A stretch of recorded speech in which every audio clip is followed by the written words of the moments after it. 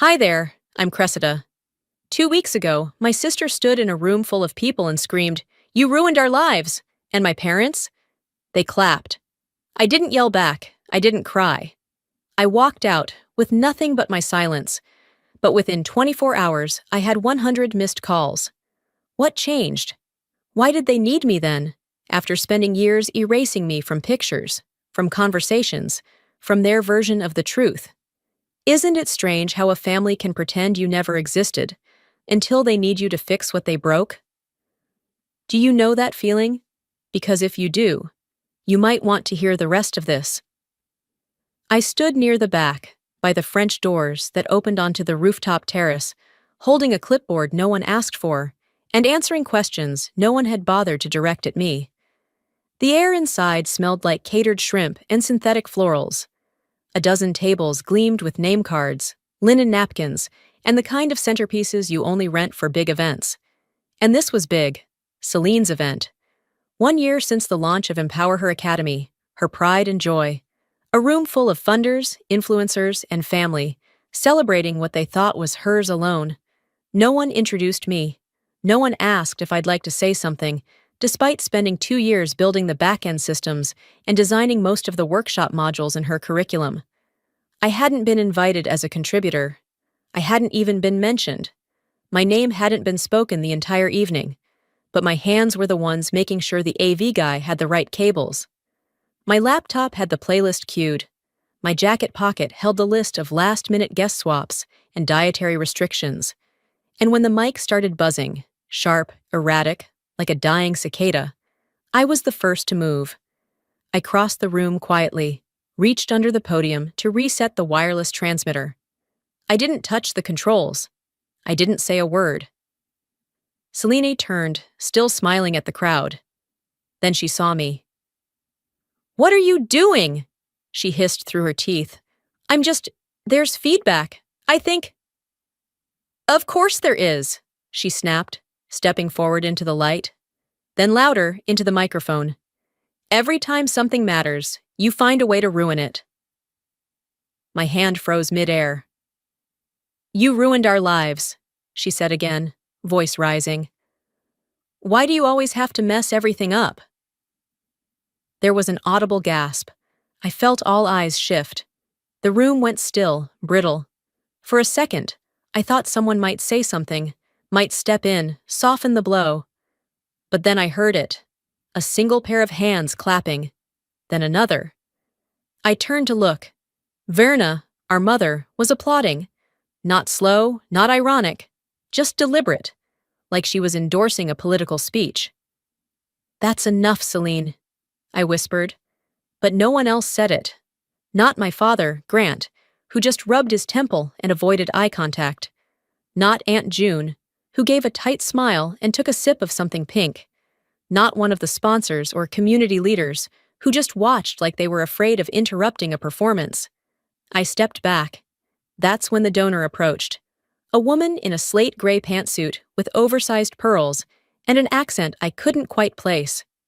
She tilted her head politely. "Excuse me, are you the operations assistant? Could you grab a few extra napkins for table 3? We're short." Celine didn't correct her. Verna didn't either, neither did I. I just nodded once and walked away. By the time I made it to the kitchen hallway, the room behind me had returned to laughter and clinking glasses. The string quartet had picked up again. Someone had uncorked another bottle. I reached for my coat. Not the one I arrived in. It was too cold for that now, but the one I kept in my car for emergencies. I didn't look back as I opened the service exit and stepped out into the alley behind the venue. It was still warm outside, but my arms felt like stone. They hadn't just chosen her. They clapped, not for her success, but against me. I drove without thinking, took the long route through downtown, avoiding intersections where memories lived. I didn't cry, I didn't speak, I didn't scream. But the silence, that was louder than anything. By the time I got to my car, the city felt quieter than it should have been on a Friday night. Not silent, but dull. Like the volume had been turned down just enough to make me question whether I'd actually heard what I heard back there. I sat in the driver's seat for a minute, with my hands still on the wheel, the engine humming under me like a question I didn't want to answer. I didn't go home. Instead, I parked 2 blocks from a 24-hour gas station off the interstate. I got out, kept my head down, and walked inside under the flickering fluorescent lights. A teenager in a red vest mumbled something that might have been "good evening," but didn't bother to make eye contact. I grabbed a granola bar and a water bottle I didn't really want and paid in cash, more out of instinct than necessity. Then I asked him, "Is there a motel nearby that doesn't care who checks in late?" He pointed with a single finger, without even glancing up. "That way, 2 blocks. Look for the green sign that's missing the T." The sign was there, all right. Mo L blinked like it had seen too much and decided to stop trying. The lobby smelled like dust and something sour trying to pretend it was citrus. I told the man behind the counter I needed a room for one night, and he didn't ask for ID. Just slid a key card across the counter with a room number written in Sharpie and said, "Microwave works. Don't touch the coffee maker." I said, "Thank you," but I didn't mean it. He didn't hear it anyway. The room looked exactly how I expected. Beige walls, fake wood furniture, and a comforter with a pattern no one had chosen on purpose. The kind of place that could make you feel lonelier than actually being alone. I set my purse on the chair and sat at the edge of the bed, still in my black dress. I didn't change. Didn't even take off my shoes. I just sat there, listening to the thump of pipes in the wall and some distant muffled TV from another room. My phone sat face down on the nightstand. I let it. If it buzzed, I didn't want to know. And it didn't. No texts, no missed calls. Not even a fake, "Did you make it home okay?" from someone trying to save face. I wasn't surprised. I scrolled through old messages, group texts where my name was never mentioned unless someone needed help moving furniture or fixing a Zoom setting. My replies always had full sentences. Theirs? 1-word answers, usually late. I used to think it was just how families communicate when they're busy. Now I know. It was how mine made room for me, barely.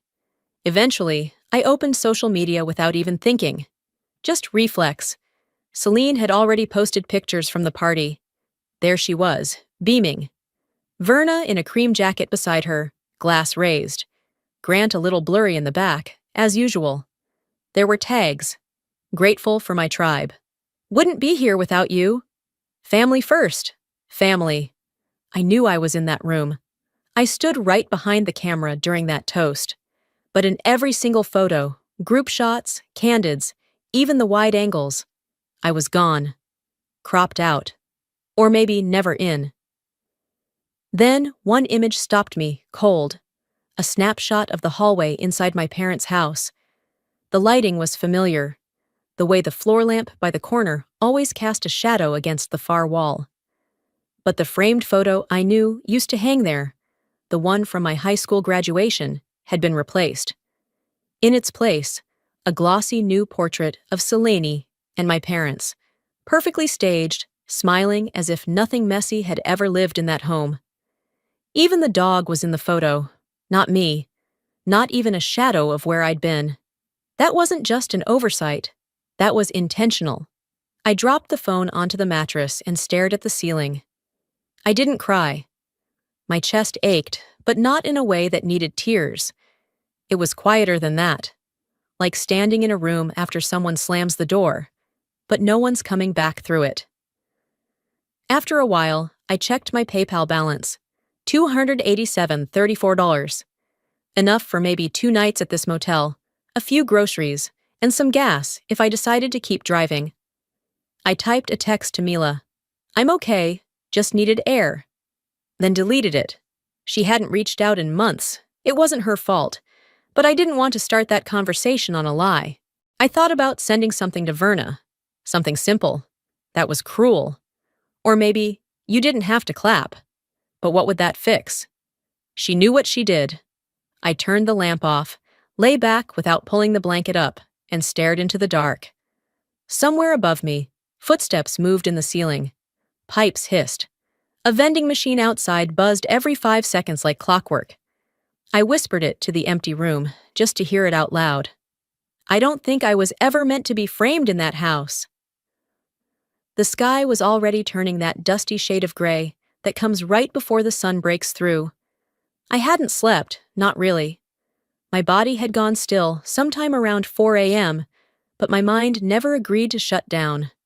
I must have stared at the motel ceiling for hours, counting the whirs of the vending machine, listening to the dull thumps from upstairs, waiting for nothing in particular. Then came the knock. Not loud, just 2 soft taps, like someone wasn't sure they should be doing it. I didn't rush to the door. If anything, I sat still for a few seconds longer than I should have, half wishing they'd leave before I had to engage. But curiosity outweighed pride. Just enough. I cracked the door open, and there she was.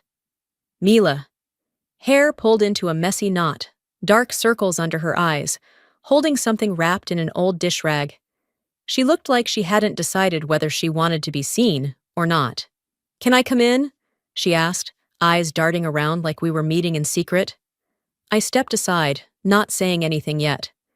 Mila hadn't reached out since the last holiday season, when she texted a neutral, "Hope you're well," and I never replied. "I found this," she said, holding out the bundle like it might burn her hands. "It's yours." I peeled back the cloth. A tan envelope, my handwriting on the front, slanted, rounded cursive, the kind I only used when I was trying to be careful. It had a stamp. It had never been opened. My stomach dropped. "I sent this to my mom 2 years ago," I said, though I wasn't talking to her. "It was for her birthday." Mila nodded, looking down at her shoes. "I was over at Celine's yesterday. Verna had me waiting in the kitchen while she took a call. It was in the drawer, buried under a stack of old coupons." I sat on the edge of the bed and held the envelope like it was made of glass. I mailed it from my apartment in Greenville, bought a card, tucked in a gift card to her favorite cafe, wrote something soft, something I hoped would land. I paused. She never even opened it. "Yeah," Mila said. I figured. Inside was exactly what I remembered. Light blue card with a watercolor peony on the front. Inside, Mom. "If there's still a place in your heart for me, I'd like to sit there again. Not asking for everything, just a call.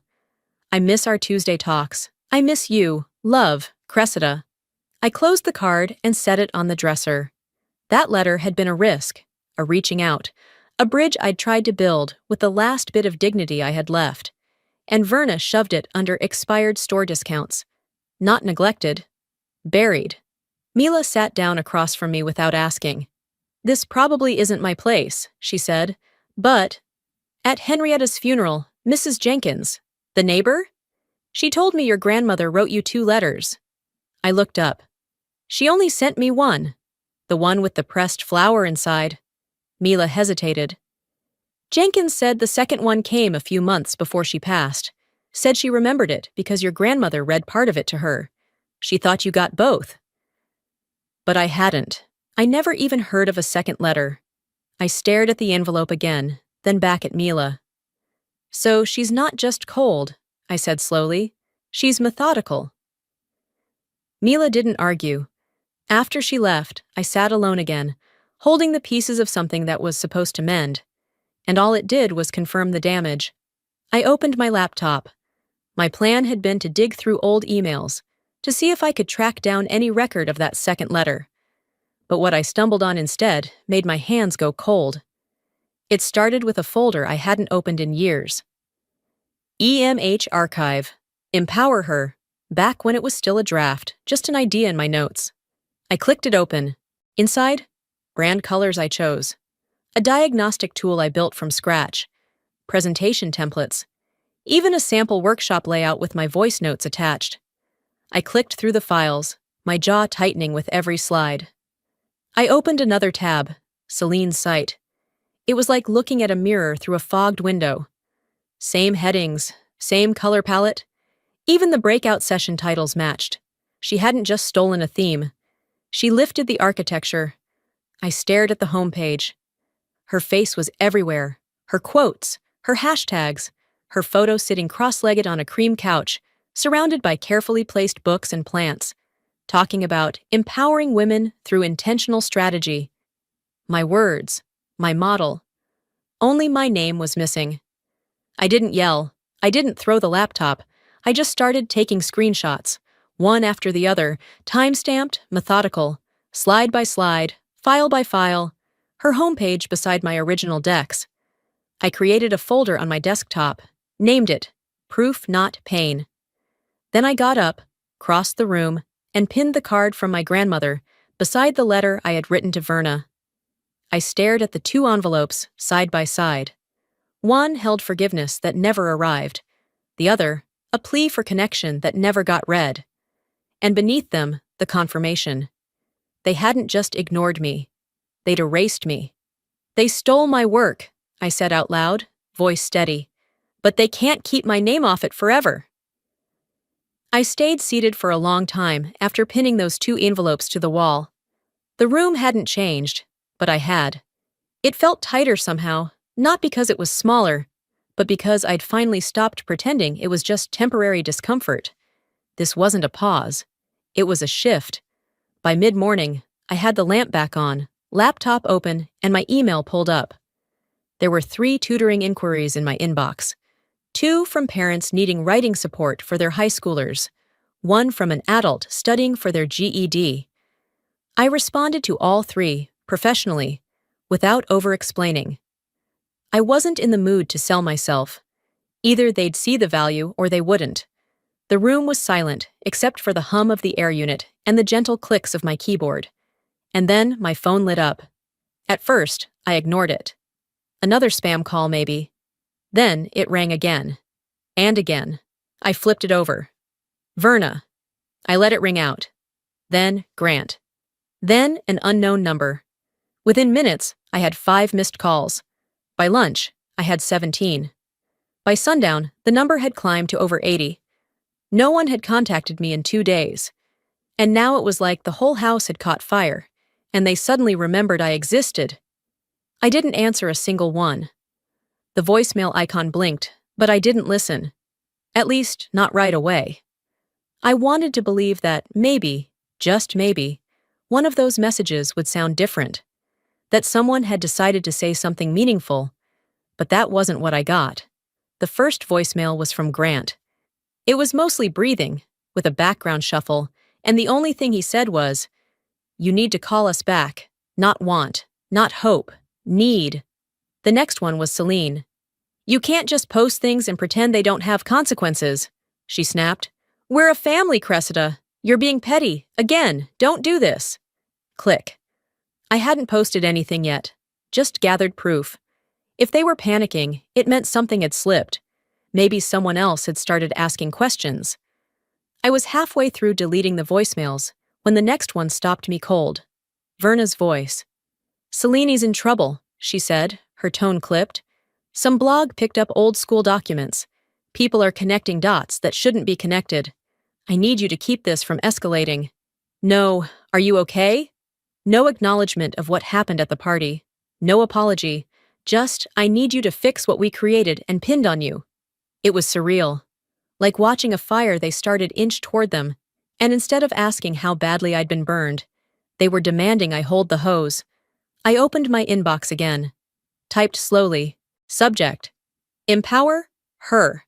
IP documentation preparation. To Margot Ellis, attorney. Message. Beginning initial prep for intellectual property dispute. Documentation archived and timestamped. Will follow up by end of week. CV. I attached 4 comparison files and saved the draft under the folder I'd created that morning. Public-facing, evidence phase I. I didn't hit send yet. Not because I doubted it, but because for once, I wanted to be deliberate. Not reactive. Not emotional. Just exact. Then I opened my Notes app and typed 1 line. "I am not the fixer for the fire they lit." I copied that into a post draft too, just in case. After setting my phone to Do Not Disturb, I leaned back in the stiff motel chair, exhaled through my nose, and closed the laptop. If they wanted silence, they were going to have to earn it, because I wasn't giving it away anymore. 2 mornings after I stopped answering their calls, I was sitting in the shared workspace I'd reserved downtown, a converted warehouse near the library, with open windows and free coffee that tasted like wet cardboard. It didn't matter. It was clean, it was quiet, and most importantly, it wasn't theirs. I'd just finished reviewing a tutoring inquiry from a single mother in Winston-Salem when the front desk buzzed. One of the community managers walked over with a clipboard and a small envelope in hand. "You're C. Vale, right?" she asked. "This came by certified courier." I nodded, took it, and thanked her. The return address was printed in a clean serif font I recognized immediately: Ardith and Moore, LLP. Celine's legal team. Inside the envelope was a letter printed on ivory paper, thick enough to feel expensive. At the top, bold letters: time-sensitive, confidential settlement discussion. I scanned it. Their language was polished, but the intent was bare. A mutual resolution, they called it. They were offering to reinstate my name as a foundational contributor to empower her academy. Not as a co-creator, not as intellectual property holder, just a footnote. In exchange, I would agree to remove any personal content referencing the brand, delete any pending statements, and most notably, sign a non-disparagement agreement. In other words, erase the truth, in return for a line in someone else's bio. At the bottom, a final paragraph: "We hope this resolution allows all parties to move forward in harmony without unnecessary public discourse." I laughed. Not out loud, but the kind of laugh that only happens when insult wears a silk dress and pretends to be polite. My phone buzzed again on the table. I didn't even look. The screen flashed unknown, but I knew the pattern by now. They weren't checking on me. They were checking their damage. I folded the letter, placed it back in the envelope, and slipped it into my backpack. That afternoon, I emailed Margot, my IP attorney. Subject line: ownership claim, timeline initiated. Attachments: calendar screenshots, original drafts, cloud file logs from 2021, and 2 comparison charts. An hour later, while organizing my files on Google Drive, I saw a notification pop up. An email from a woman named Brianna, someone I'd worked with on a nonprofit workshop back in Raleigh. She was now helping with the Women Who Built It Summit under Celine's banner. Her note was simple. "Hey, Cress. Thought you'd want to see this. I had to include it in our press kit, but it didn't sit right. Looks familiar." Attached was a PDF presentation. I clicked it open. There, under the acknowledgement section, was a paragraph attributed to Dr. Celine Ardith. A poetic, neatly worded tribute about building scaffolding for women to rise, not climb. I read it once. Then again. It was mine. Not just the sentiment, the exact phrasing from a birthday message I drafted for Celine 4 years ago. I hadn't even sent it. I'd saved it in my drafts and walked away, because even then, I'd known she wouldn't appreciate it. But somehow, it had made its way into her branding as her voice. My quote, my rhythm, her signature at the bottom. I opened both files side by side, her PDF on the left, my unsent draft on the right. Line for line, bullet for bullet. Even the line breaks were the same. They hadn't just taken my work, they'd weaponized it. I didn't rage, I didn't curse. I opened my scheduling app and confirmed a Zoom appointment with Margot for the next day. Then, in a clean Google Doc, I started a statement. Ownership is not a favor. It is not a gift. It is a record that exists whether or not it is acknowledged. I'm not seeking inclusion. I'm documenting what has always been mine. I closed the tab. I didn't call Celine. I didn't reply to the lawyers. Instead, I pulled up the Empower Her slide deck, took a screenshot, then pulled up my original deck from 2020.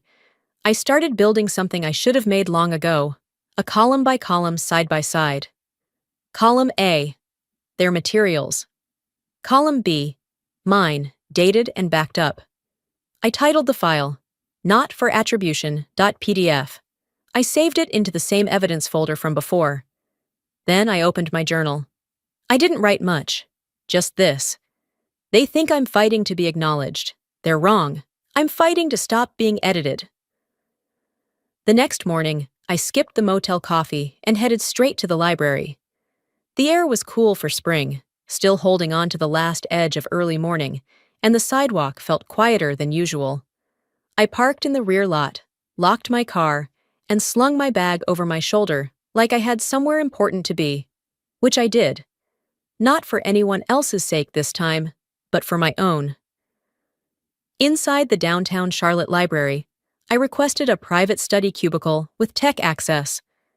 The staffer at the front desk didn't ask questions, just handed me a small key with a number tag and pointed toward the back corner. Room 5C. Just enough space for a chair, a table, and truth.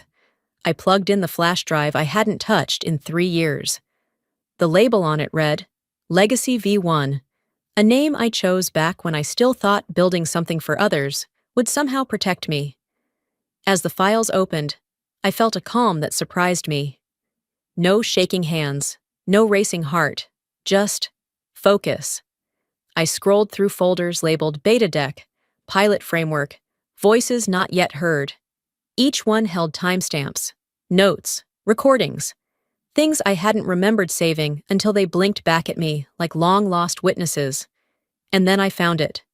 A Zoom folder dated April 6, 2020. I clicked it open. The video launched with a grainy freeze frame of my face mid-sentence, one hand raised in explanation, eyes half lit by my desk lamp. I hit play. Okay, let's walk through the assessment phase, my voice said, crisp and measured. The idea isn't to label the women. We're identifying where they are emotionally, not just professionally. You can't coach someone into confidence if you don't know what's undermining it. There were 5 other faces on the call. One of them was Celine. She was nodding, eyes wide, jotting things down in a notebook.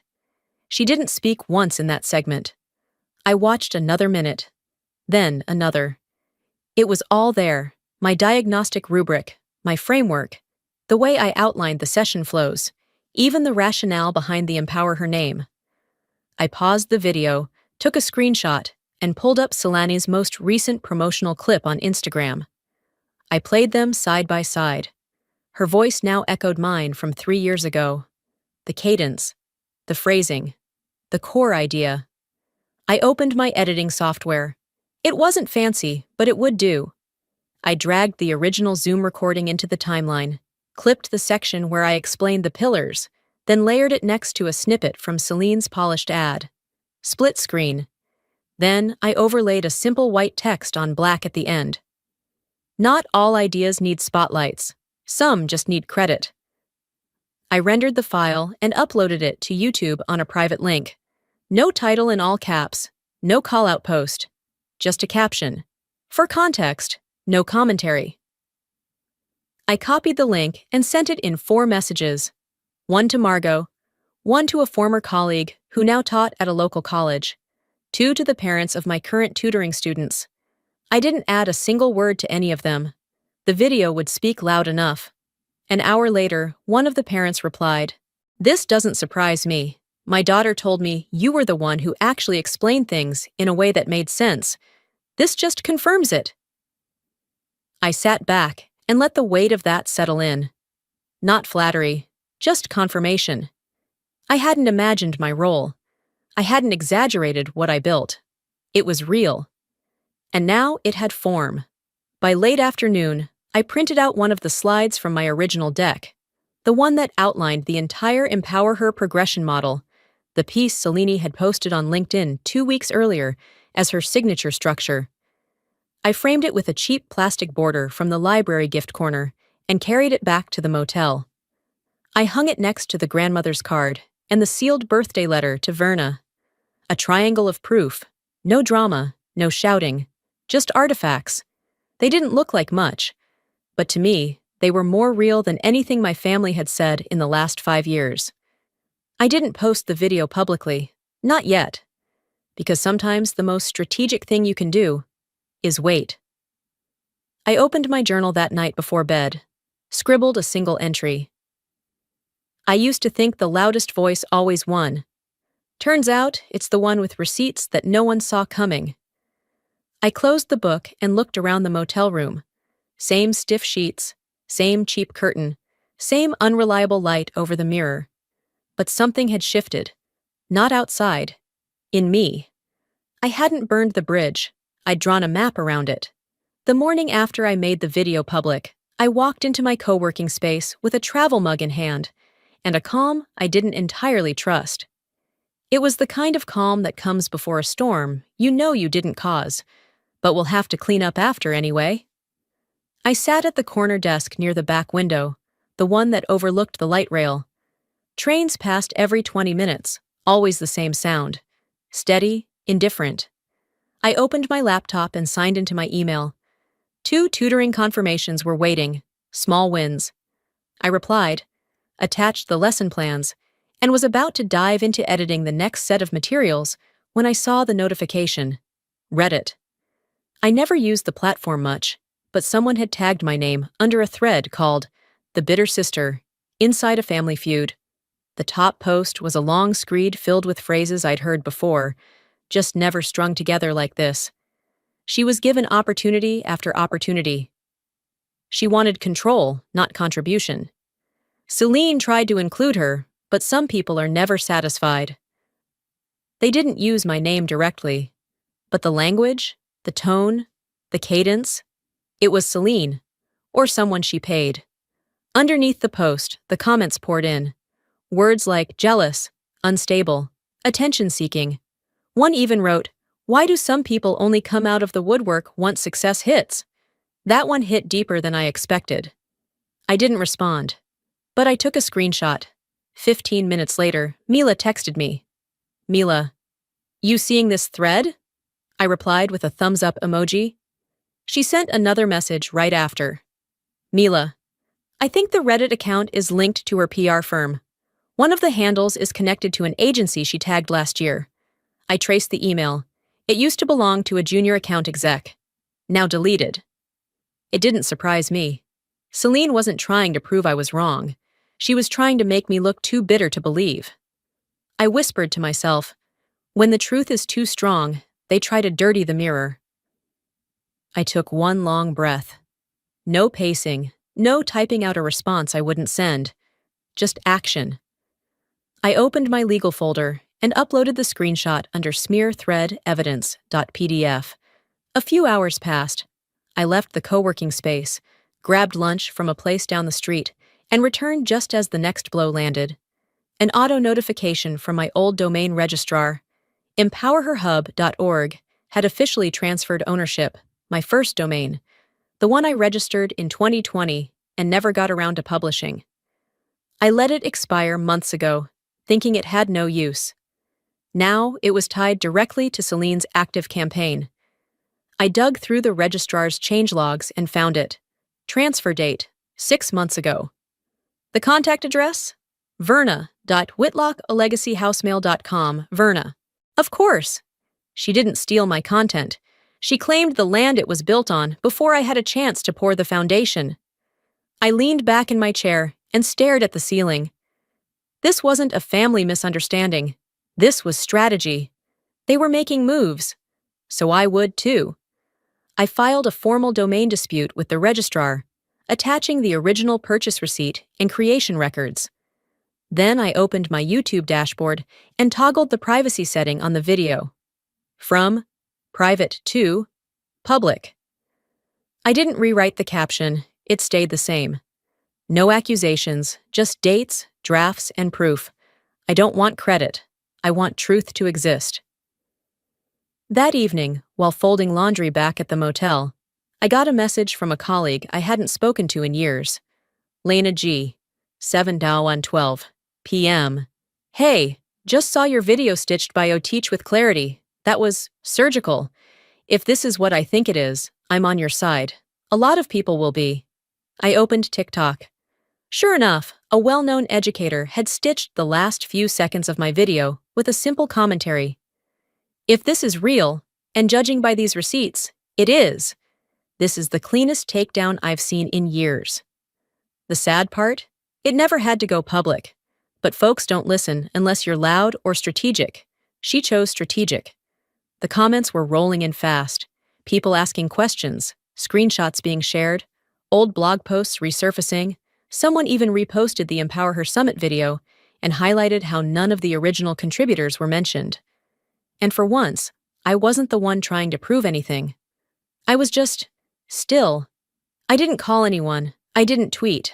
I let the narrative steer itself. By nightfall, my video had crossed 40,000 views. Not viral, not explosive, just steady. Clean. It wasn't vengeance. It was visibility. I knew I hadn't won. Not yet. But I also knew Celine was no longer steering the story. And as I rinsed out my coffee mug and set it upside down to dry, a knock sounded at my motel door. It wasn't rushed. It wasn't angry. It was careful, measured. The kind of knock that doesn't want to start a fight. It wants to stop one. I paused at the sound of the knock. There was a stillness to it, not tentative, but not bold either. It reminded me of someone who knew the door would open, just wasn't sure what they'd find on the other side. I set the mug down gently, wiped my hands on the side of my jeans, and walked over. When I opened it, there wasn't a camera crew, no lawyer, no letter. It was Riley. Riley Thompson, one of my former SAT students from 2 years ago. Back then, she'd come to me so anxious she couldn't look people in the eye. Now she was standing outside my door, holding a phone in one hand and a folded flyer in the other. "I hope it's okay," she said. "I didn't know where else to go." I stepped aside and let her in. She didn't sit at first, just looked around the small space. Card table, laptop, printouts still taped to the wall. Her eyes paused on the slide deck pinned next to the letter from my grandmother. "I saw your video," she said, "and I shared it." She didn't need to say more. My gut already knew the weight of what was coming next. "I made a stitch on TikTok, just talked about how you helped me with writing, how no one else took the time to explain stuff without making me feel dumb." She paused. "It blew up, like, completely." I sat down across from her. "How much are we talking?" She glanced at her phone. 1.4 million in 48 hours. That number didn't register the way it should have. I didn't feel famous. I didn't feel vindicated. I felt tired. But in a good way. The kind of tired that happens when you're no longer swimming against the current, just finally floating. Riley pulled up the video. Her voice on the screen cracked in that teenage way, full of truth and zero polish. "You know what? I owe her everything," she said in the clip. "And now I know where all those words came from. Her, not Celine." The hashtags underneath scrolled fast. Chase credit the creator. Chase empower her truth. See original, voice matters. I leaned back and listened, not to myself, but to the way truth made its own echo. Over the next day, the ripple kept spreading. Parents of old students commented. A few teachers reposted my resources. Even one of Celine's early collaborators, someone I hadn't spoken to since the pilot phase, posted a quiet but clear message. Some of us knew, we just didn't say it loud enough. But then came the real shift. Margot, my attorney, forwarded me an email chain that had been accidentally BCC'd to her. The sender? One of Celine's major sponsors. Subject, urgent, review active ties with Empower, her. Due to increasing visibility surrounding ownership concerns and disputed content history, the Foundation is suspending all promotional materials tied to Empower Her until clarity is restored. Then, less than 30 minutes later, a second notification hit my inbox. empowerherhub.org. Domain locked for review. The registrar had frozen all updates pending ownership dispute. Celine's social media accounts went silent.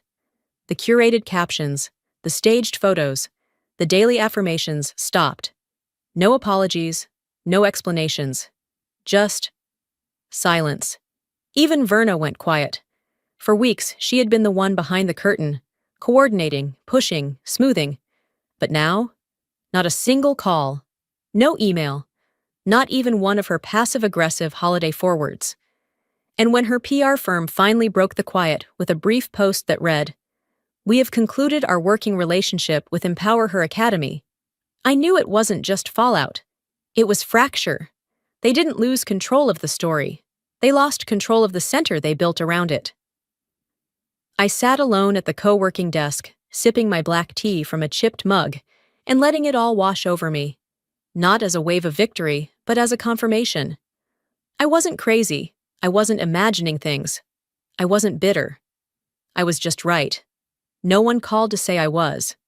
No one said, "You were right and we were wrong." But there were signs.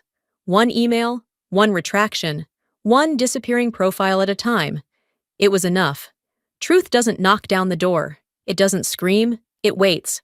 And when it stands, it's steady. I closed the laptop, packed up my materials, and left the office early that afternoon. Walking back to the car, my phone buzzed again. Not another sponsor, not a journalist. Just Riley again. Riley. Someone in the comments asked why you're not part of the official Empower Her story. I told them, because she wasn't supposed to be visible. But she is now.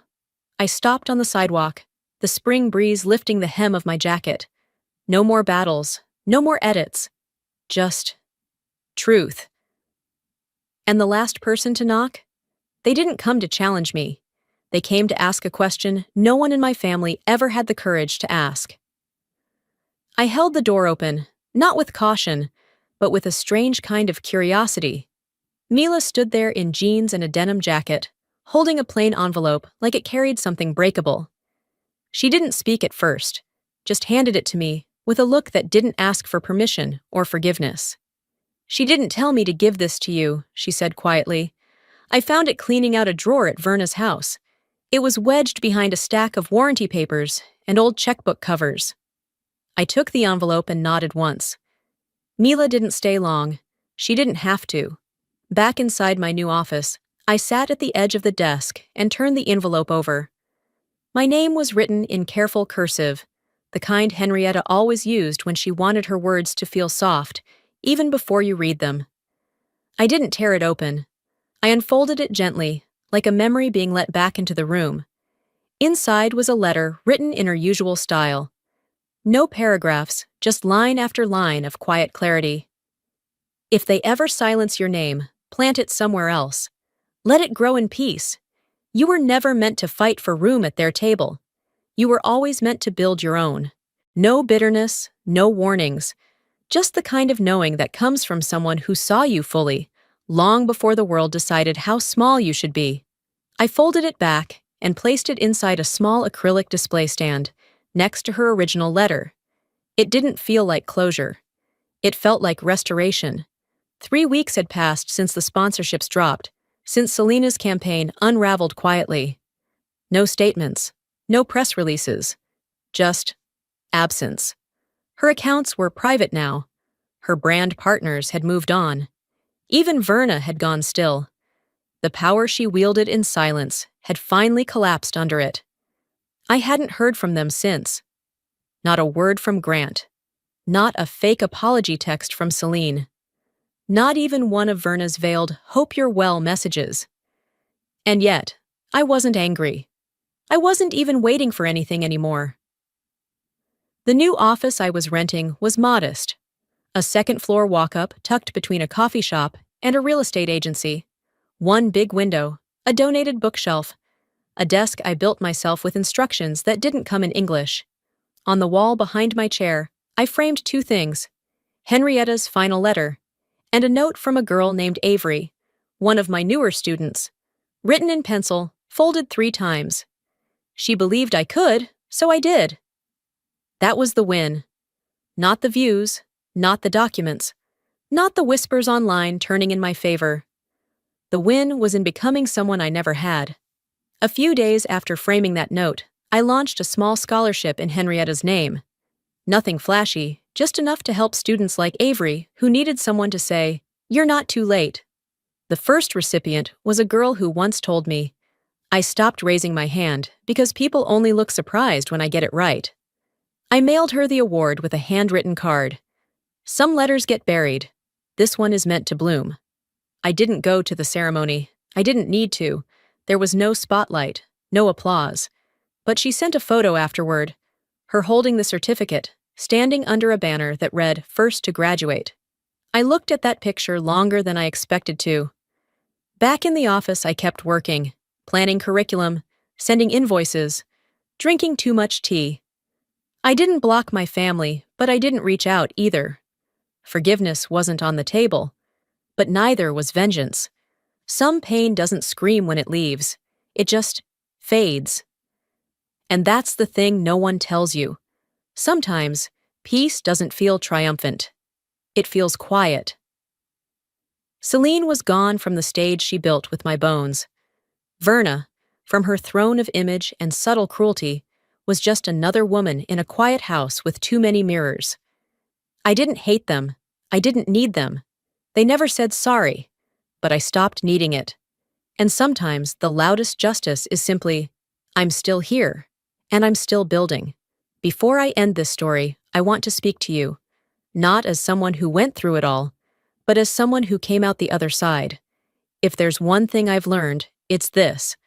Silence isn't always weakness, and being erased doesn't mean you cease to exist. Sometimes the world doesn't clap for your wins, not because they weren't real, but because you weren't the one they wanted to see succeed. And yet, here you are, still standing, still building. If you've ever felt like your name was left out of the credits, your work overlooked, or your voice dismissed, this story was for you. And maybe you're not looking for revenge. Maybe, like me, you just want the truth to live somewhere where it can't be edited. Now, I'm curious about you. Have you ever been pushed aside for the sake of someone else's image? Or felt like your quiet strength was mistaken for absence? I'd love to hear your story. Maybe you're the Cressida in your family, or maybe you're someone who finally saw the Cressida in someone else. Let's open this conversation up. If this story touched something in you, drop a 1 in the comments, or just tell me where you're watching from. I truly want to know. And if it didn't connect with you, I'd love to hear why. This is a space for real talk, and your voice matters here. And hey, if you want more stories like this, real voices, quiet power, and hard-earned healing, subscribe to the channel. Don't miss what's coming next. Because the truth, we've only just begun. Hello, my name's Lenora. At my own niece's wedding, I was seated near the kitchen, left off the guest list, and mistaken for the help. They said it was an oversight, just a mix-up. But was it? My sister and her in-laws smiled in public, while slowly erasing me behind the scenes. The gifts I paid for were credited to them. My speech, cut, my seat, hidden. I stayed quiet, until one phone call changed everything. But what did I say? And why did the entire wedding come to a stop? The humidity hit me the moment I stepped out of the car. Charleston summers didn't care about weddings or makeup. They melted everything evenly. I pulled at the side of my simple navy blue dress, trying to smooth the wrinkles that had formed during the drive. It wasn't fancy, but it was clean and modest, and more importantly, it was what I could afford. St. Augustine Manor stood like a cathedral to Southern wealth. Marble steps, white columns, and enough floral arrangements to make a florist cry. I paused at the base of the stairs, watching guests in chiffon and linen glide past with practiced ease. No one looked at me. I wasn't expecting them to. Inside, the lobby shimmered with crystal light. My heels made the smallest sound on the polished floor. When I reached the check-in table, a young woman in a black blazer offered a plastic smile. "Name, please?" I gave it calmly. "Lenora Shipman. I'm the bride's aunt, Danessa's sister." Her fingers paused over the iPad, then tapped again. "I'm sorry, I don't see you on the list. Are you sure the RSVP was confirmed?" My mouth stayed still. My jaw didn't. "I was told everything was handled weeks ago." She offered an apologetic look that didn't reach her eyes. "Let me check with someone." The assistant stepped away with the kind of urgency people reserve for spilled drinks. A minute later, she returned. "They said it must have been left out in the update. You're welcome to take any of the remaining open seats." Any... I blinked. Of course, she said quickly. Let me show you. She didn't lead me through the ballroom's main aisle. Instead, we skirted the edge, past clusters of guests sipping mimosas and exchanging inside jokes. She stopped near the kitchen corridor. A small, round table sat in partial shadow between the swinging kitchen doors and a stacked tray cart. Here we are, she said, gesturing to the seat. The place card read, Overflow Table 4. No name. I sat, smiled thinly, thanked her. She walked away. From my seat, I had a direct view of the kitchen doors swinging open and shut every 30 seconds. Waitstaff moved in and out like ghosts. The smell of roasted vegetables wafted through, strong and sharp. A tall man nearby was talking about summering in Maine. A woman beside him mentioned flying her decorator in from New York. They didn't glance my way. I didn't blame them. I adjusted my posture, checked my phone with fake interest, and folded my hands in my lap. My seat creaked slightly as I shifted. Maybe it really was a clerical error. These things happened, right? Oversights. The kind that no one meant personally. Maybe. From across the room, I saw Danessa. Her blonde hair was pinned in a French twist, her pearl earrings catching the light. She laughed at something the groom's father said, fingers grazing the stem of her champagne flute. She hadn't seen me. Or maybe she had. A waiter walked past, offering glasses of champagne. He skipped my table. I looked at the centerpiece in the middle of the table. It was a tall glass cylinder, with hydrangeas and lilies, very close to the arrangement I'd suggested in a long email last year. The one she never replied to. Still, there it was. Slightly different, just enough to deny credit. I remembered helping her months ago, quietly wiring funds into her account when the florist deposits were due. She was tight until payday, and I didn't ask questions. I never did. I stared at the untouched glass of water in front of me and told myself I was fine. Behind me, two women whispered as they passed. They said there was a family member who might show up. Uninvited. I didn't turn around. I didn't need to. The tone behind that whisper was enough. I knew what they thought. Instead, I stood up slowly, smoothed the front of my dress, and walked toward the side of the room where most of the guests had started to gather with drinks. I wasn't thirsty, but I figured blending in was better than looking like a woman banished to a corner. Maybe if I moved, I'd become harder to ignore. The champagne bar was buzzing, clusters of people sipping and laughing, clinking flutes like they'd all won something. I hovered nearby, staying just outside their conversational circles. That's when a man, mid-50s, navy suit, tan from some golf course I'd never afford, waved his empty glass toward me without looking. "Hey, could I get another?" he said, like I was holding a tray. I blinked. For a split second, I wasn't sure he was talking to me. I looked behind me. No servers. "I don't work here," I said flatly. He glanced up, startled but not embarrassed. "Oh," he chuckled, dismissive. "My mistake." No apology, no acknowledgement, just a smirk and a pivot back into his conversation. Behind him, a woman with over-curled blonde hair stifled a laugh. She leaned into another guest and whispered something I didn't catch, but I didn't need to. The punchline was me. I stepped back, gripping the stem of an untouched glass of water. I couldn't tell if I was hot from the room or from something else bubbling just under the surface. The lights dimmed then, shifting the energy in the room. The music softened. A hush fell as people turned toward the projection screen on the far wall. "Ladies and gentlemen," the MC's voice echoed through the speakers, "please enjoy a look back at the Pellman family through the years." I stayed near the back, my hands folded behind me, knuckles pressed into my palm. The first slide flickered on. Danessa as a toddler, smeared in chocolate. Danessa in a Halloween costume. Danessa at graduation. Then Agatha, surrounded by children, lifting a wineglass in a holiday toast. More cousins, more family reunions, vacations I was never invited to, birthdays I wasn't at, not one photo of me, not even a group shot where I was an elbow in the corner. and not a soul noticed. Everyone smiled, nodded, some teared up. To them, this was a tribute to their family. To me, it was a carefully edited story, a fiction where I didn't exist. I tried to think of the last time anyone had asked me for a photo. The summers I paid for their kids' camp? The Christmas I hosted when everyone else was traveling? Nothing. Just airbrushed silence. I couldn't stand there anymore. I stepped out through the nearest set of doors into the side hallway, quieter, cooler. A waiter passed by and I asked him for water. He nodded kindly and disappeared into the kitchen. Alone, I stood near an antique mirror hanging on the wall, the kind that made everything look slightly gold. I stared at my reflection. My face was calm, but my chest was tight. Eyes a little too shiny. You ever look at yourself and feel like you're standing next to your own body, watching it try to keep it together? That was me. The hallway echoed with laughter from inside. The wedding wasn't mine to ruin. I'd keep telling myself that. Then I heard someone behind me.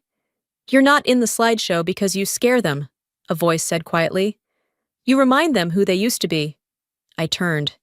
It was a woman holding a clipboard, late 30s, sharp eyes, not unkind.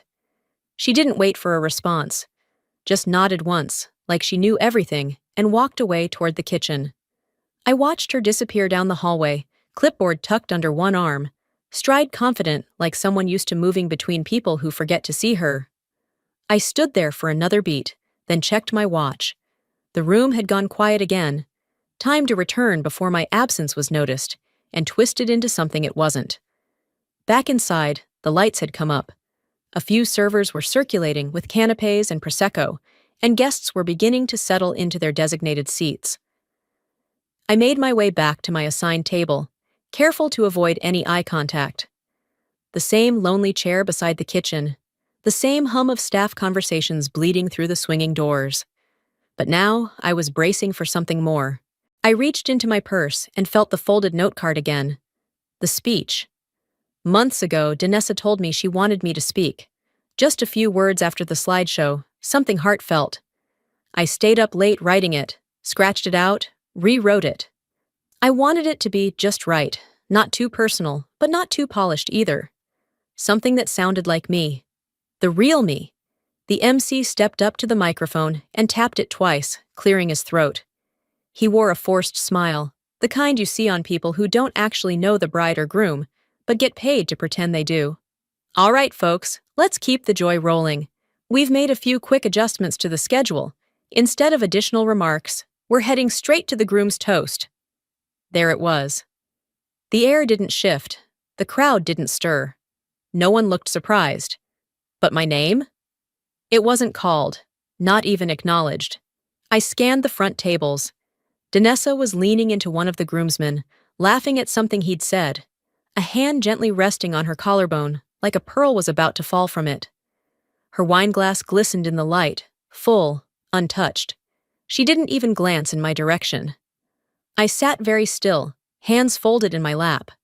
That moment you realize a door you thought was cracked open was actually locked from the inside? That's what it felt like. I had memorized every line, timed each pause, picked a neutral but meaningful closing. And now it didn't matter. No explanation, no apology. Just gone. Like I never existed in the outline at all. I told myself not to react, not here, not like this. I wasn't going to give anyone the satisfaction of calling me dramatic or bitter or jealous, the words families love to use when they've pushed someone to the edge and are waiting to see if you'll jump or just disappear. Instead, I breathed. You'd think I'd be used to this kind of thing by now, promises that dissolve as soon as they're inconvenient. But it still stung, because I had dared to hope, even a little. The lights dimmed again slightly for the groom's speech. I clapped politely at the opening joke. He was charming, polished. Every word he said had been rehearsed. The room drank in his voice like gospel. I didn't hear a single word of it. My attention shifted back to my purse. I reached in and felt the folded napkin that someone had quietly left on my table while I was gone. At first, I thought it was just another discarded linen, but when I opened it, my breath caught. Inside was the note card, the speech I had left backstage, my handwriting, perfectly preserved. At the bottom, in neat ink, just in case you still want to say it someday. R. I looked across the room toward the serving station, and there she was again. Clipboard woman.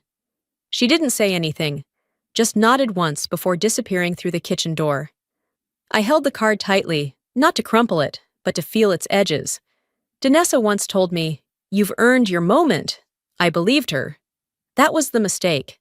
Not because I needed the spotlight, but because she made it sound like it would cost her nothing to give it. I slipped the note back into my purse. Let them pretend I had nothing to say. I'd find another place to speak. The room hadn't grown quieter, only my tolerance for it had. I tucked the folded note back into my purse and stood up.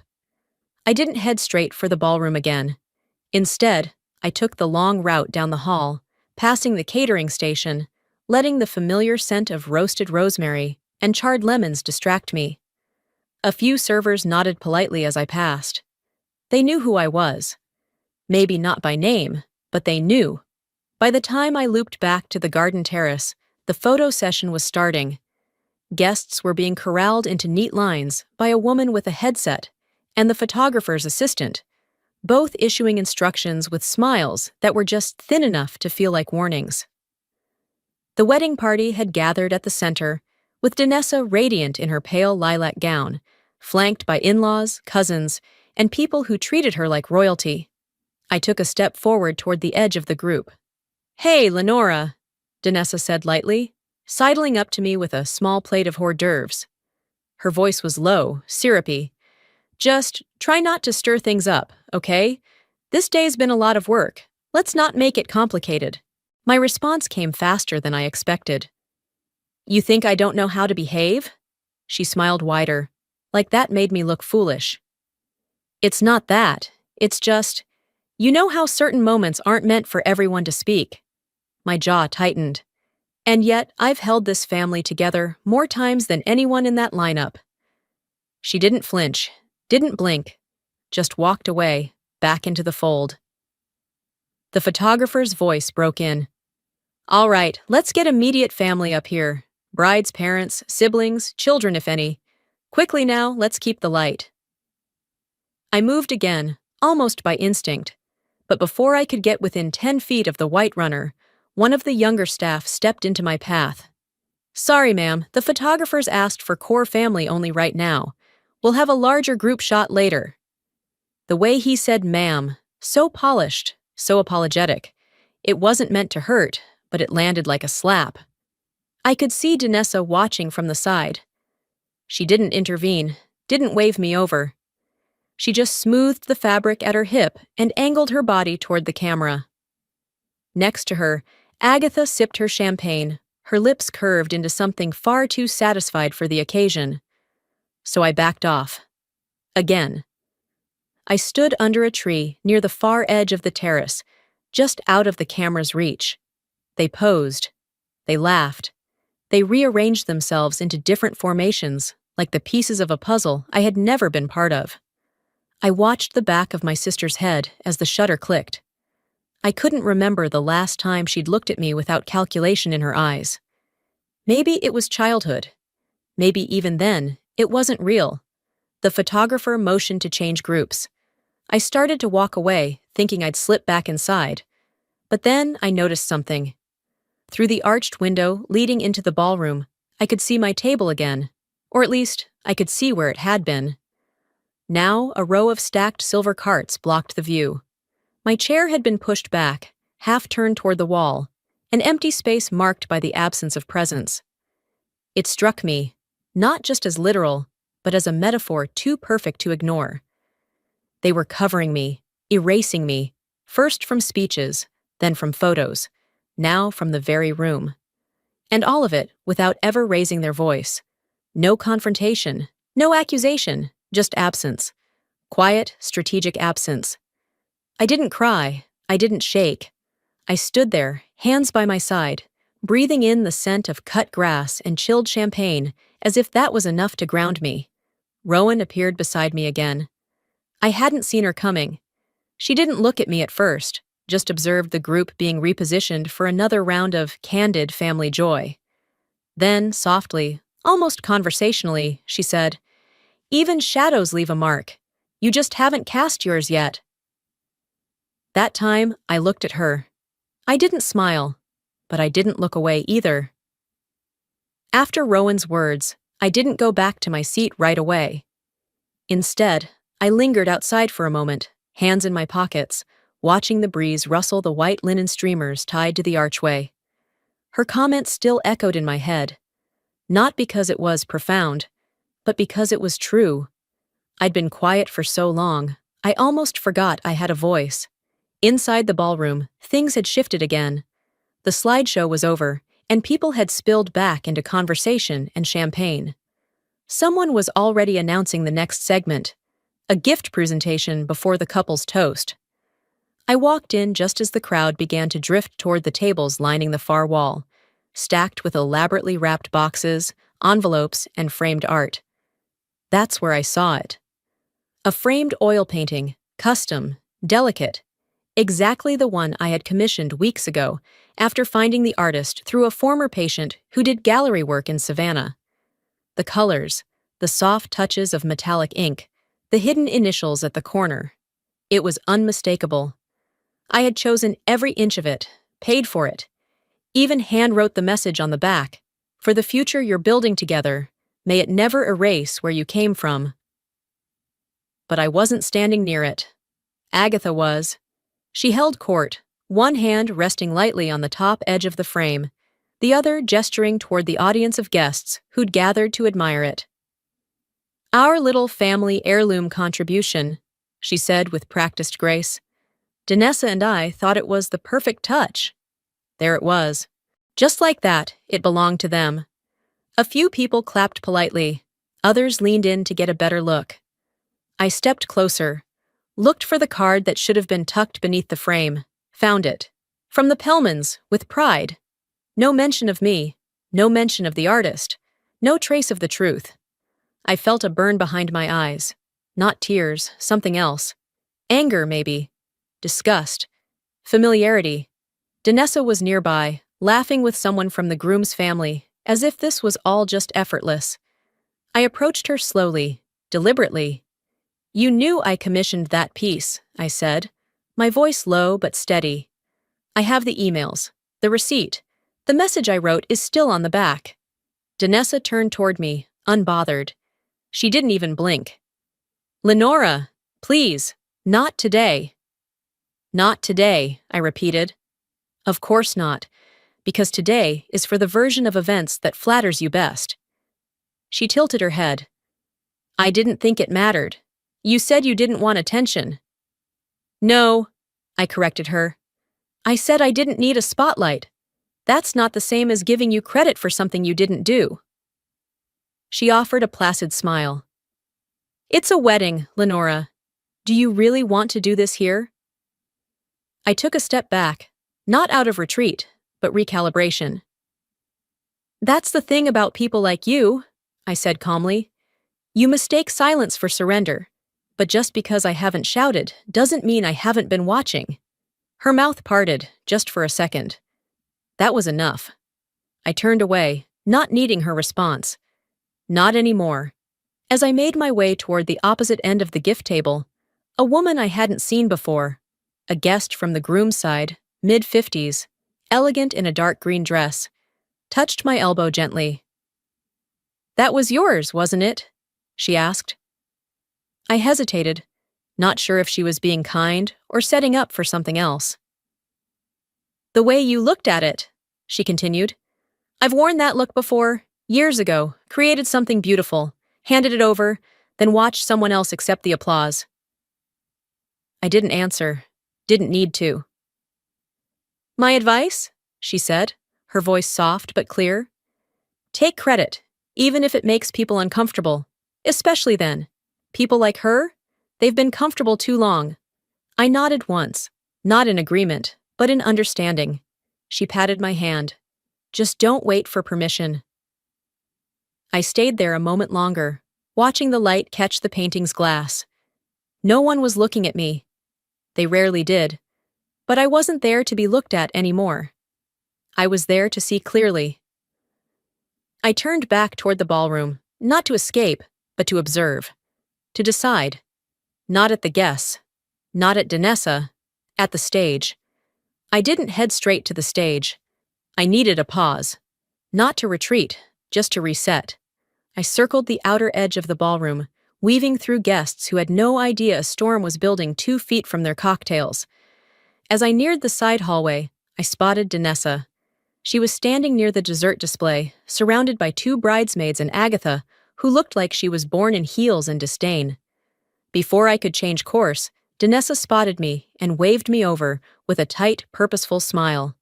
"There you are," she said brightly, then dipped her tone just low enough to sound polite in front of others, but commanding underneath. "Could you ask the staff to bring out the second cake stand? It's not on the table yet, and the pastry chef is running behind." I blinked. "Did you check with the planner?" "You're better at finding things," she said, not quite a compliment. Agatha, standing a few feet back, chimed in like a closing gavel. "You always were good with the small stuff, Lenora. Quick hands, detail-oriented." I stood there for a second too long, not because I didn't know what to say, but because I knew exactly what they were doing. My jaw stayed still, my feet didn't. I nodded once and turned away. I didn't go toward the pastry station. I walked straight into the kitchen corridor, letting the din of the party fade behind me. Cool air kissed my face as I passed racks of wine glasses and half-stacked trays. Staff bustled around, focused and fast-moving, none of them bothering me. In the back hallway, I saw something that stopped me dead in my tracks. A clipboard hanging beside the catering schedule. On it was a mock-up of the event layout, hand-drawn floral notes along the margin, tiny sketches of arch details and ribbon placements. My handwriting. It was the same design I had drawn up a year ago when Danessa asked if I could throw together some ideas for her engagement party. She never used them, she claimed, said she'd hired someone else. Yet here they were, my scribbles, my vision, now executed down to the exact shade of eucalyptus in the floral arch. I stepped closer. My notes had even been highlighted, erased, repurposed, then passed off as someone else's vision. Voices echoed from the rear door. 2 young men entered, one of them pausing to snap a photo beneath the arch. "Dude, this is next level.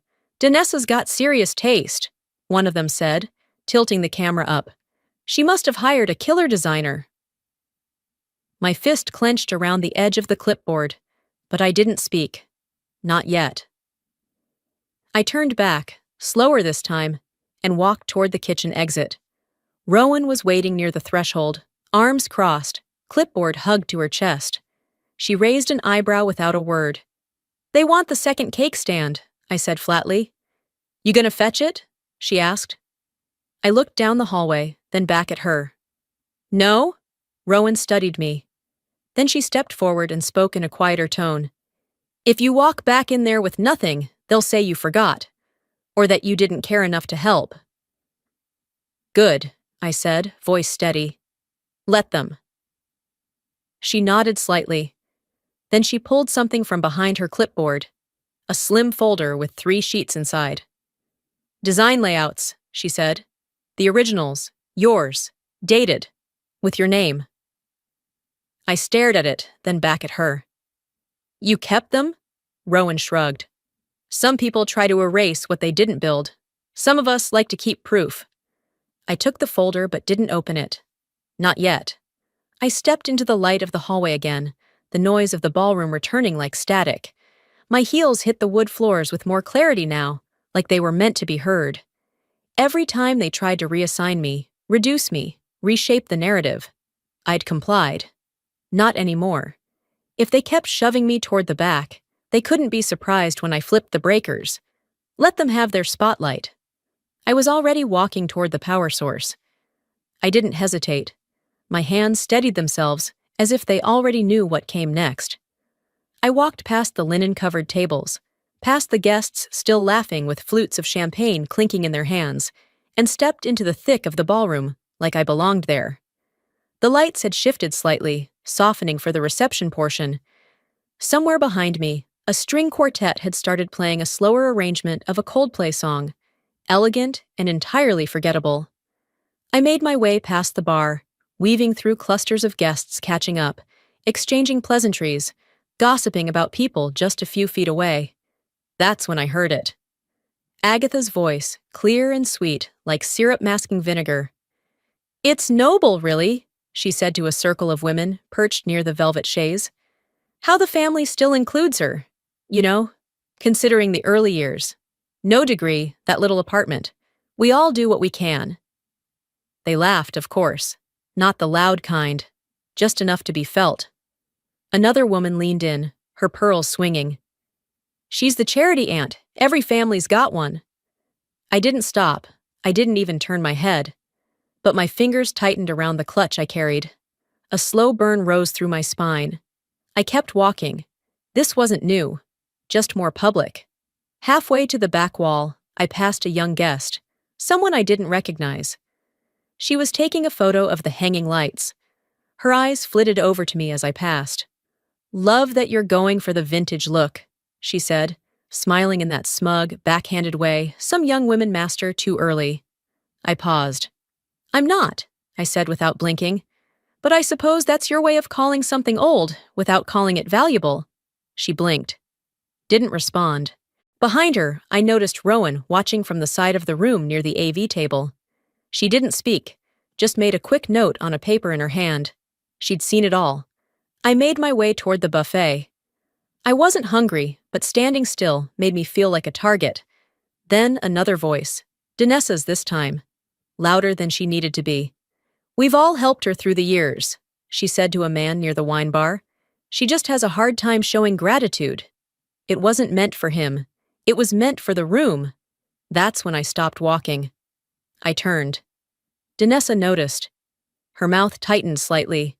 Just a flicker, like she hadn't expected me to hear it, or maybe didn't expect me to care. I walked back toward her, not rushing.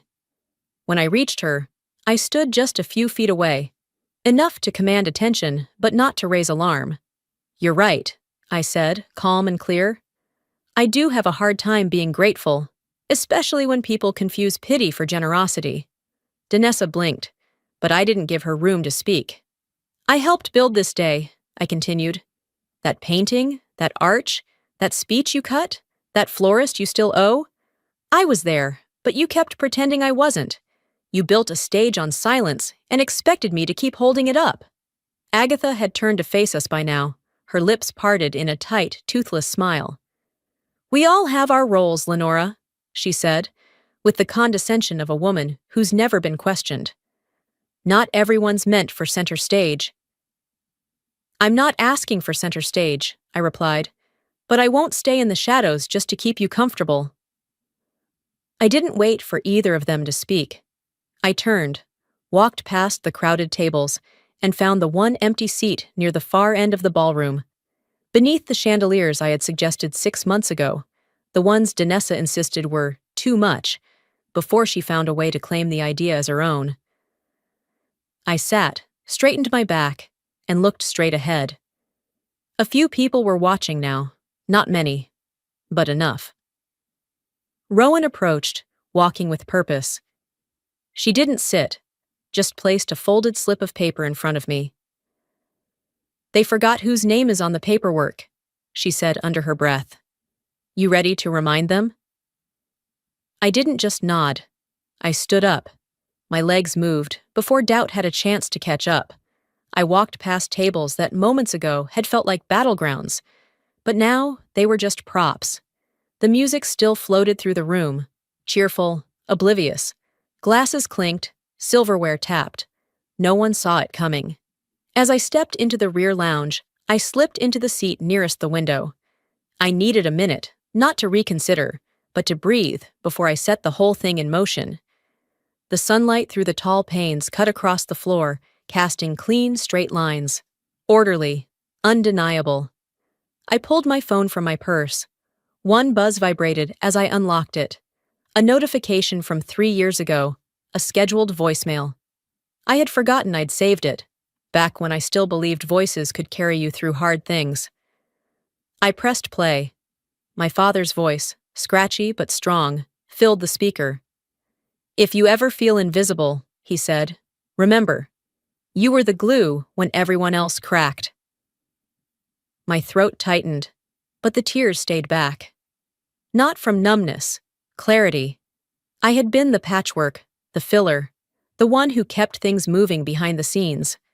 But the room had never once turned to say, "She did that. They built this day over me," I whispered. "But I'm still here, under it all." The call ended. I tucked the phone back in my bag and scrolled through my contacts. It didn't take long to find Dorian Kepler, the venue manager, a man who returned calls promptly and kept good records, because I chose him for that reason. I hit call. "Kepler speaking." "Dorian," I said, voice level.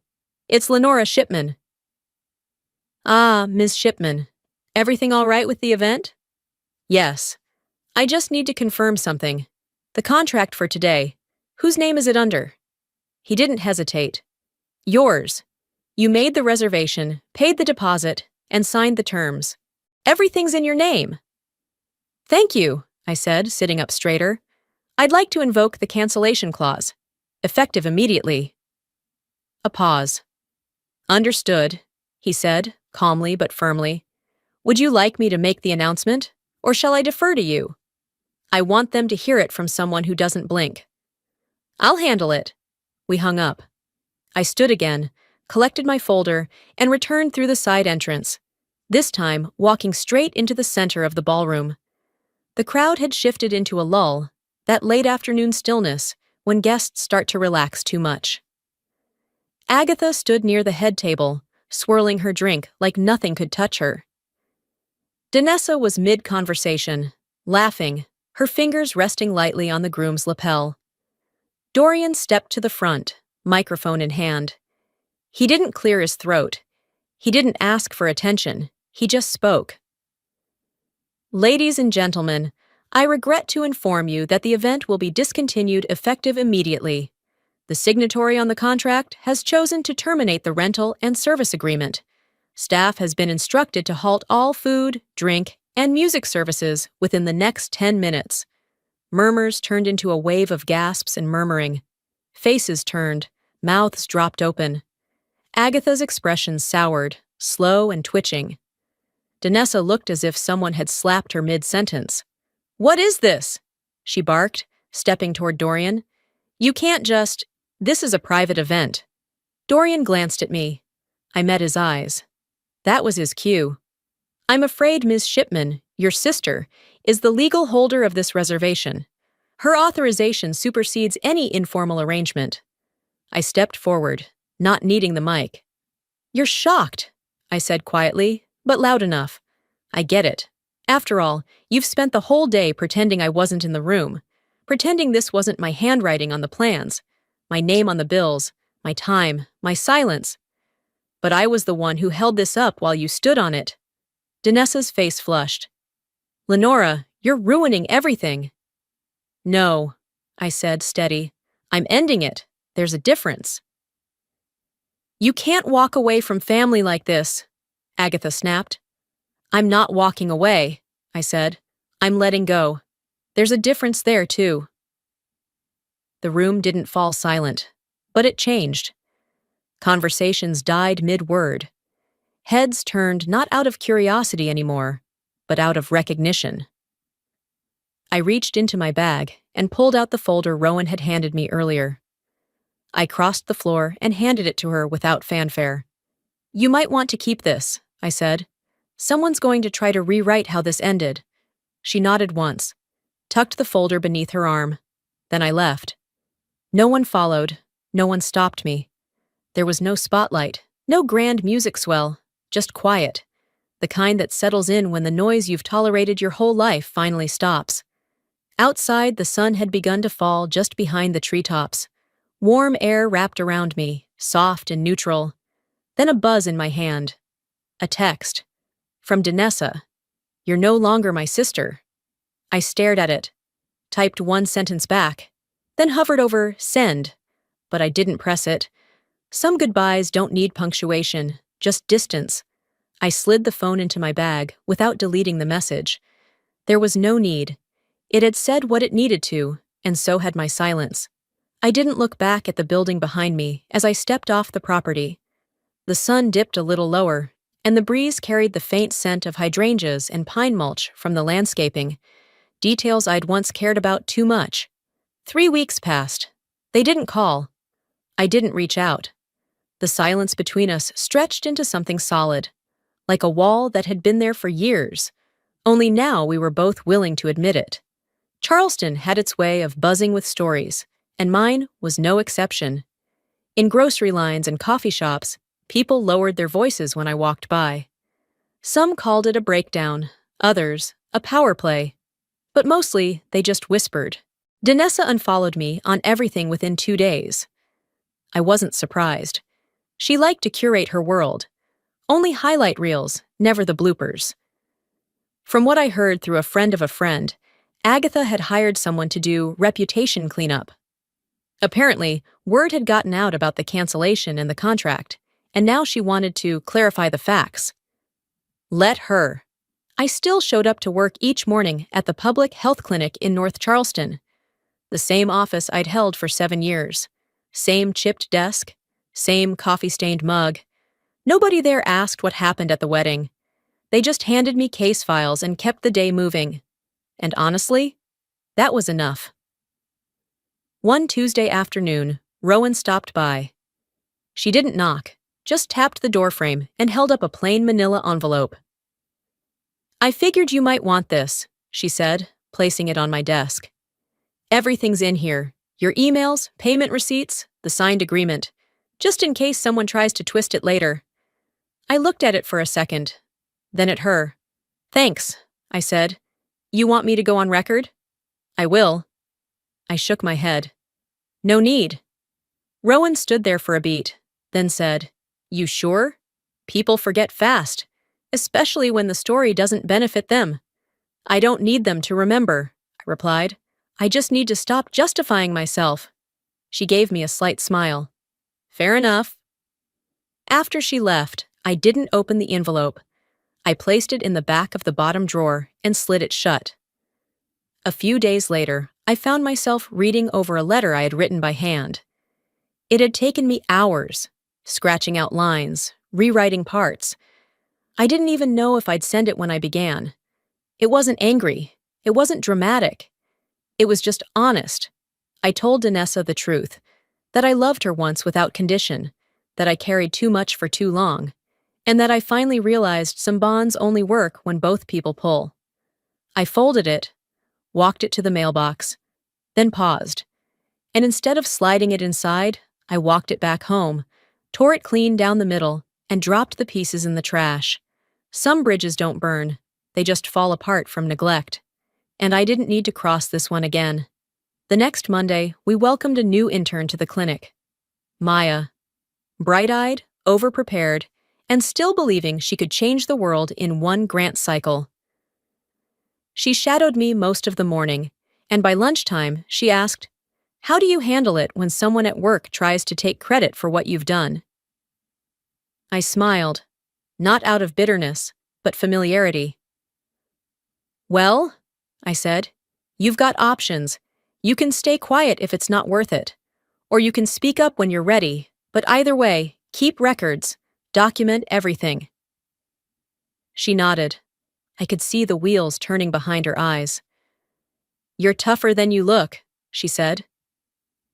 Most women are, I replied. That afternoon, I stayed late to finish a report. The building had mostly emptied out, and I sat at my desk, watching the light fade through the blinds. I wasn't lonely. I wasn't bitter. I was just steady. For the first time in a long while, I didn't feel like I had to defend my presence in a room.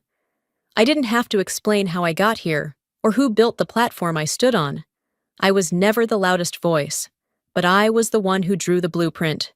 And now, they knew whose signature was at the bottom. Before we wrap this up, I want to leave you with something personal.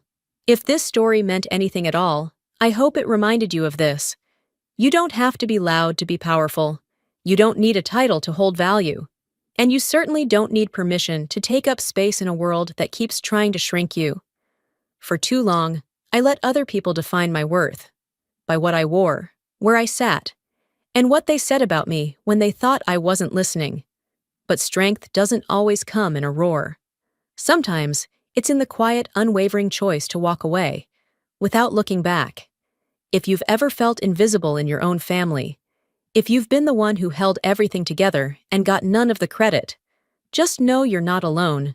And your story still matters, even if they never say your name. Let me ask you something. Have you ever been written out of someone else's narrative? How did you reclaim your voice? Or are you still finding it? I'd love to hear from you. If this video spoke to you, if it touched something real in your heart, drop a 1 in the comments, or just tell me where you're watching from. Let's build a space where stories like ours are seen, not silenced.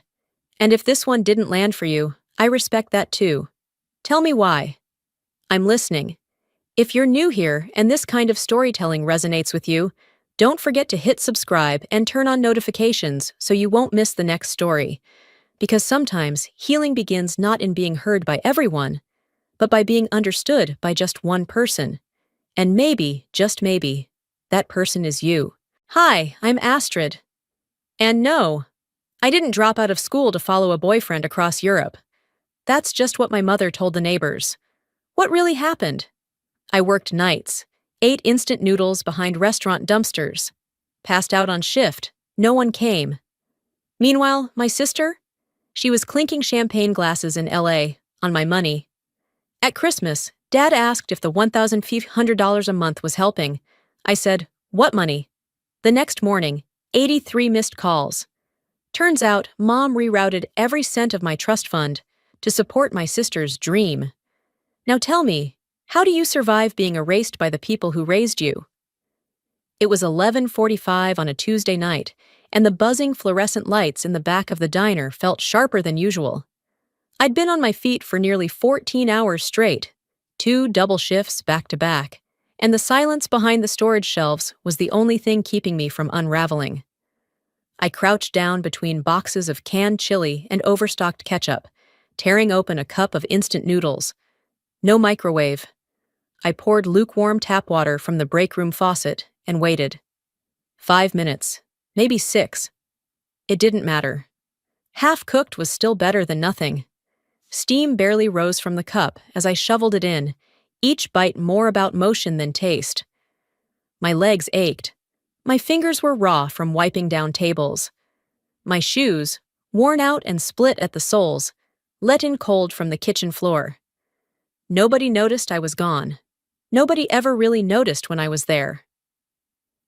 "Table 6 needs a refill," my coworker called out. I stood too fast. The next thing I remember was the sharp clang of the metal tray hitting tile, and then darkness.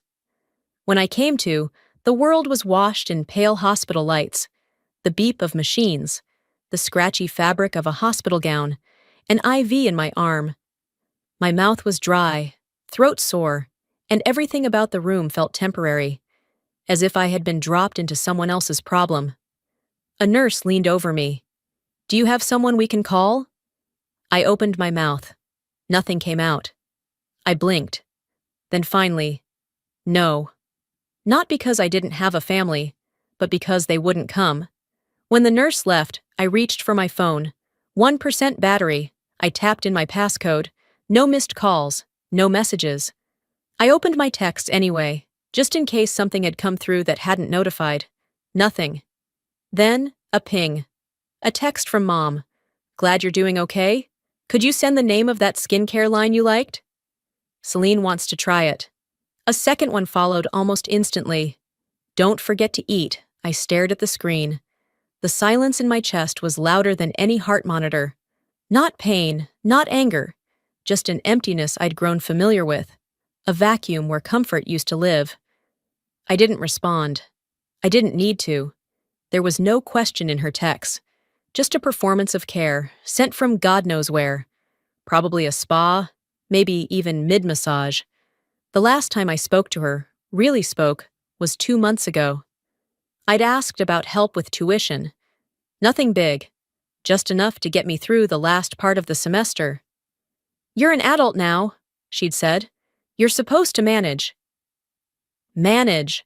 Like managing meant eating dry cereal for dinner, or doing laundry at 2 a.m. at the cheapest laundromat in the city, or working back-to-back shifts while studying for physiology exams because rent didn't pay itself. The nurse returned, handed me a hospital-issue charger. I thanked her, plugged in my phone, let it boot. Out of habit, I opened Instagram. The first story that loaded, Celine, smiling into the camera, jazz music in the background. She was sipping something golden, sparkling. The location tagged, West Hollywood Rooftop Brunch. Her caption read, "No better way to start the day. Thanks, Mom, for always supporting the dream." A cream Dior dress hugged her frame. Her nails were freshly manicured. Her hair, blown out and glossy, bounced as she laughed into the camera. I looked down at my taped wrist. The IV tugged a little as I shifted. Still no tears. I tapped the 3 dots on the post. Saved. Not because I wanted to keep it, because I needed to remember. 2 days later, I stood in front of my mini fridge with the door open, letting the dim light spill out onto the tile floor. Inside, a shriveled half-lemon, an expired container of Greek yogurt, and 1 sad bottle of mustard. That was it. The cold didn't bother me. The emptiness did. The radiator in the corner clanged like it was choking on air, and the window by my desk let in a draft no matter how tightly I sealed it. I'd been home from the hospital for 48 hours. No calls, no knock on my door, no, "Hey, how are you?" from my mom or anyone else who claimed to be family. I plugged in my phone charger, sat on the bed, and opened my email. 1 new message. Not from anyone I cared about. Just the university's billing department reminding me my fall tuition balance was still unpaid. I closed the laptop without replying. Not because I didn't plan to pay, but because I had no idea how I would. To distract myself, I scrolled through the freelance boards I bookmarked. Ghostwriting gigs, editing jobs, virtual tutoring, anything that could keep me afloat. While tabs loaded, I reflexively opened Instagram again. Celine's face was the first thing I saw. She was seated on a rooftop, gold light catching her cheekbones just right. A glass of mimosa sparkled in her hand. Croissants, fruit, avocado toast laid out in front of her, like a magazine spread. Same cream Dior dress. Her caption? "No better way to start the day. Thanks, Mom, for always supporting the dream." I watched the reel loop twice before recording my screen, just in case it disappeared later. I let out a low, stunned laugh, not because it was funny, but because it was so precise in its betrayal. Celine didn't just forget to mention me. She crafted a world where I didn't exist. And maybe worse than thinking she earned all this was knowing she thought I didn't. I stared at the screen, then pulled open my saved emails. 1 month ago, I'd reached out to Mom asking for help buying a second-hand anatomy textbook. Mine had been ruined by spilled coffee during an overnight cram session. I'd attached a screenshot of the listing, $42, used, highlighted already, but readable. She replied 2 days later. "That's a luxury, Astrid. You'll have to make do." A luxury. I leaned back on the bed, staring at the ceiling. I thought about that word. Luxury, for me, meant a used textbook I couldn't afford. Dream, for Celine, meant champagne brunches on rooftops. I didn't even know what kind of person you had to become to not see the difference. Later that afternoon, I logged into my student insurance portal to check if I could get follow-up coverage from the hospital. The login failed. I tried again. Same error. I called the school's admin office. After being transferred twice, a woman named Janine finally picked up. "Hi, yes, I'm trying to access my insurance information." "Let me pull you up," she said, typing loudly. Looks like your policy was canceled in July." Canceled? "Yeah, request came from a parent file. Something about financial consolidation." I didn't respond right away. My throat had gone dry. I asked her to email me the documentation. When the email came in, it was there in plain text. My mother had submitted the cancellation form. No replacement coverage. No warning. I didn't cry. Again, not out of strength, but because crying would have meant I was surprised. Instead, I opened a new spreadsheet on my laptop. I titled the first column Request, the second Response. Then Celine's posts, bank statement dates, and excuse used. Row 1, textbook, that's a luxury. Brunch photo, $3,500 withdrawal. She's delicate. Row 2, insurance lapse, financial consolidation. Paris announcement post, $3,500 withdrawal. She's networking. I kept going. Every slight, every dismissal, every financial redirection that mirrored one of Selena's upgrades. At the bottom of the sheet, I wrote, Mom's silence isn't absence, it's redirection. And that was the first time I understood. This wasn't a matter of miscommunication. This was a system, built quietly, operated efficiently, and I had been edited out of it. I wasn't angry, not yet. That came later when I realized who they chose to protect. A week passed in a fog of cheap coffee and unpaid bills. I kept my head down, went to class, did what needed doing. I moved through days like a machine that had forgotten how to rest. That Monday, I checked my inbox in the campus library. I was half expecting another late fee notice. Instead, the subject line read, FAFSA, Award Status Update. I clicked and blinked. Your scholarship application has been denied based on reported family income. I reread it. Then again. My throat tightened. I logged into my FAFSA portal. My heart pounded, not in surprise, but in resignation. The form showed $3,500 a month in parental support. Same figure from the bank statements. So that's what they reported. That I was fully funded, that I needed nothing. I printed the page and walked across campus to the financial aid office. Inside, the receptionist smiled like I was a returning customer. Name? Astrid Malcolm, she typed. One sec. Here we are. Denied due to parental contribution above threshold. Looks like everything checks out. Your file shows consistent monthly support. I nodded slowly. Can I get a copy of what was submitted? She frowned. Unfortunately, we can't release parent-submitted data without a formal request. Of course. I walked out holding back tears, not from shame, but from how precisely I'd been erased. Not ignored, rewritten. And in the space where need should have been listed, there was instead a lie with my name on it. Back in my dorm, I shut the door and stared at my laptop for a long time. Then I opened my notes app. I scrolled past my budget spreadsheet, past the email drafts I never sent, until I found a section labeled Conversations That Should Have Mattered. The last entry was dated September 14th. A Zoom call with my mother. It had started with me asking, gently, why didn't you help with the textbook? It was under $50. She looked up from whatever she was scrolling on and said, Celine asks. You never do. She cries when she needs something. You always seem... Fine. I remember biting the inside of my cheek. I remember wanting to scream that being quiet wasn't peace. It was practice, survival. I had trained myself not to need, because every time I did, I came up empty. But instead, I said nothing. I let her keep talking about Celine's needs, as though I were a houseplant that thrived on neglect. That call was the last time I gave her a chance to explain. Now, months later, I read the scholarship denial again. And it wasn't the money I grieved. It was the realization that need alone meant nothing. That help wasn't about fairness. It was about favor. When someone tells you you'll manage enough times, I whispered, you stop expecting rescue. I sat there, numb, typing that line into my journal. Then another. And when no one shows up, you build your own exits, even if you bleed while walking. I closed the laptop, walked to the sink, washed my face with cold water until I felt real again.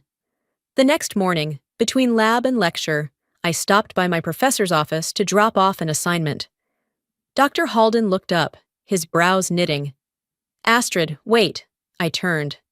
Are you okay? He asked, with real concern. I've noticed a dip in your participation lately. Your last lab report was late. That's not like you. I forced a smile. Just a lot on my plate, but I'm managing. He didn't press, just nodded slowly. Let me know if there's anything I can do. I walked out, backpack heavy against my shoulders. And as I headed to class, one thought rang louder than the rest. If I told the truth about the loans, the fake numbers, the textbook I never got, would it still sound like weakness? Or would it finally sound like what it was? Proof that I was never fine. Thanksgiving Eve came wrapped in gray clouds and an airport coffee I couldn't afford, but bought anyway. I boarded the red-eye flight with a carry-on that weighed more in silence than in contents. Just a few textbooks, my laptop, and an envelope stuffed with bills I wasn't sure I could pay. No gifts, no holiday sweater, just responsibility. Landing in Chicago felt like stepping into a childhood I didn't recognize anymore. Oak Park hadn't changed, but I had. The drive from the airport was quiet. Mom didn't come to get me. It was Dad, barely awake but still polite.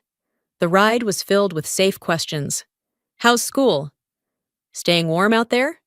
We didn't mention money, or Celine, or anything that actually mattered. When we pulled into the driveway, the porch light flickered once, like it wasn't sure if I deserved a welcome. Inside, the house was just as I remembered. Same smell of lemon wood cleaner, same framed photos on the wall, except all of them were slightly rearranged. In most, I was cropped out. In one, replaced altogether by a print of Celine in a graduation robe. Mom greeted me in the kitchen with a quick nod, no hug.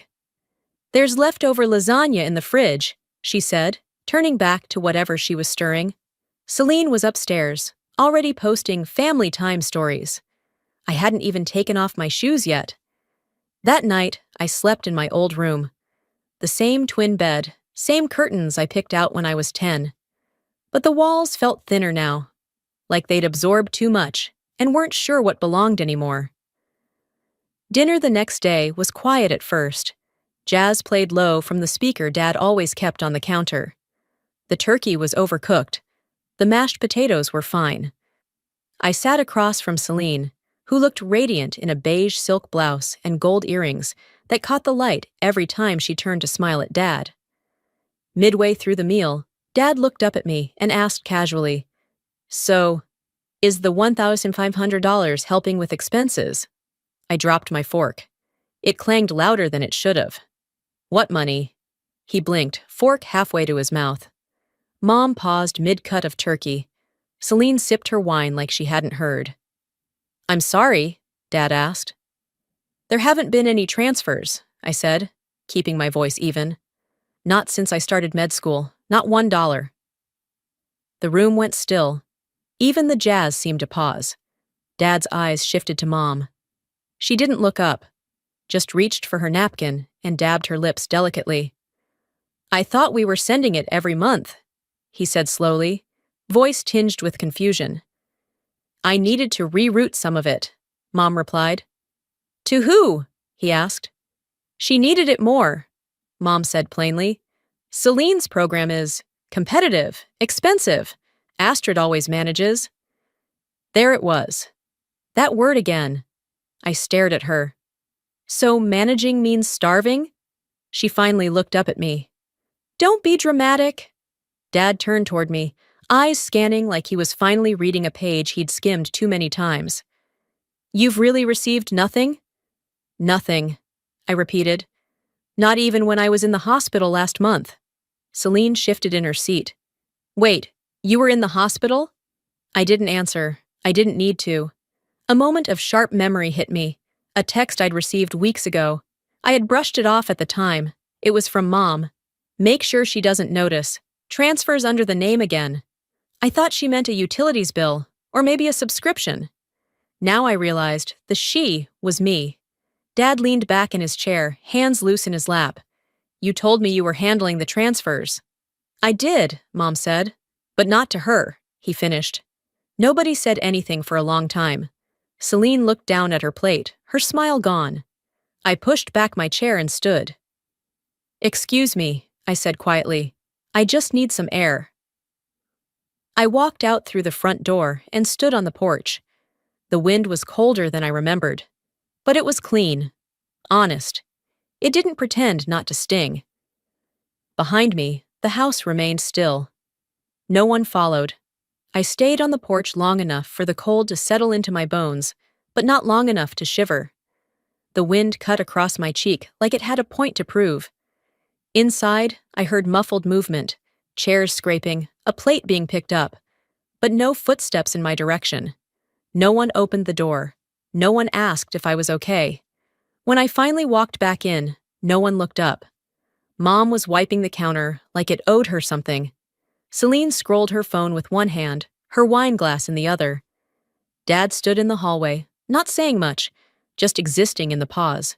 That night, I sat cross-legged on my childhood bed, the laptop warming my thighs. I downloaded the last 12 months of statements from the joint trust account Dad had set up for educational use. I highlighted every withdrawal that matched the same recurring amount, $3,500. The name beside each? Celine. I didn't cry. I didn't curse. I copied the data into a clean Word doc and titled it with a single line. Where did it go? The next morning, brunch was laid out like nothing had happened. Quiche, fruit salad, sweet rolls. Celine hummed while plating strawberries. Dad poured himself black coffee. Mom filled her glass with orange juice, no champagne this time. I walked in, printouts in hand, and set a crisp white folder in the center of the table. "You can read this now or later," I said. "It has every deposit and every withdrawal. Dates, amounts, accounts, no commentary, just facts." Celine arched an eyebrow. "What is this, a presentation?" "No," I replied. "A fact sheet." Dad reached for the folder first, flipping the pages slowly, lips pressing into a thin line. Mom didn't move. Her nails tapped lightly against her glass. Celine finally leaned over, curiosity outweighing apathy. She froze halfway through page 3. "Wait, this says my account." I met her gaze. "It does?" "Monthly, since last year, while I was skipping meals and working double shifts, while I was in the hospital and you were posting brunch selfies." Dad looked up, jaw clenched. "Is this accurate?" No one answered. He looked at Mom. "Leona." She took a slow sip of her juice, eyes steady. "It was still used for education." "Not hers," he said. I had to make a judgment call. "Without telling me?" he asked. "She needed it more." "She needed $42,000 more?" Celine sank back into her chair, lips parted like she wanted to say something, but didn't know how. I didn't stay. I left the room, grabbed my coat, and stepped outside again. The sun was out, but it didn't warm me. I walked to the end of the block, past houses I used to recognize. I sat on a bench at the corner park, phone off, mind quiet. When I turned it on hours later, the screen lit up like a holiday sale. 83 missed calls, 24 texts, all from Mom. "You misunderstood. We can talk. Don't escalate this. You're stronger. She's sensitive." That last one hit like a fist through silk. I stared at the message. I thought about every time she said I was strong, and how that word was used as a pass, for her, for everyone else, to do less. I typed one sentence in reply. "That sentence is why you lost me." Then I deleted the entire thread. The house was still when I woke up, not in the comforting way childhood memories often are, but in that unnerving, hollowed-out silence that follows a wound no one wants to talk about. Downstairs, I heard the low hum of Dad's printer and the faint clatter of his keyboard. It was just past 11. Thanksgiving leftovers were untouched in the fridge. No one had bothered to reheat a thing. I tiptoed to the stairs and paused halfway down when I caught sight of him through the narrow crack in the home office door.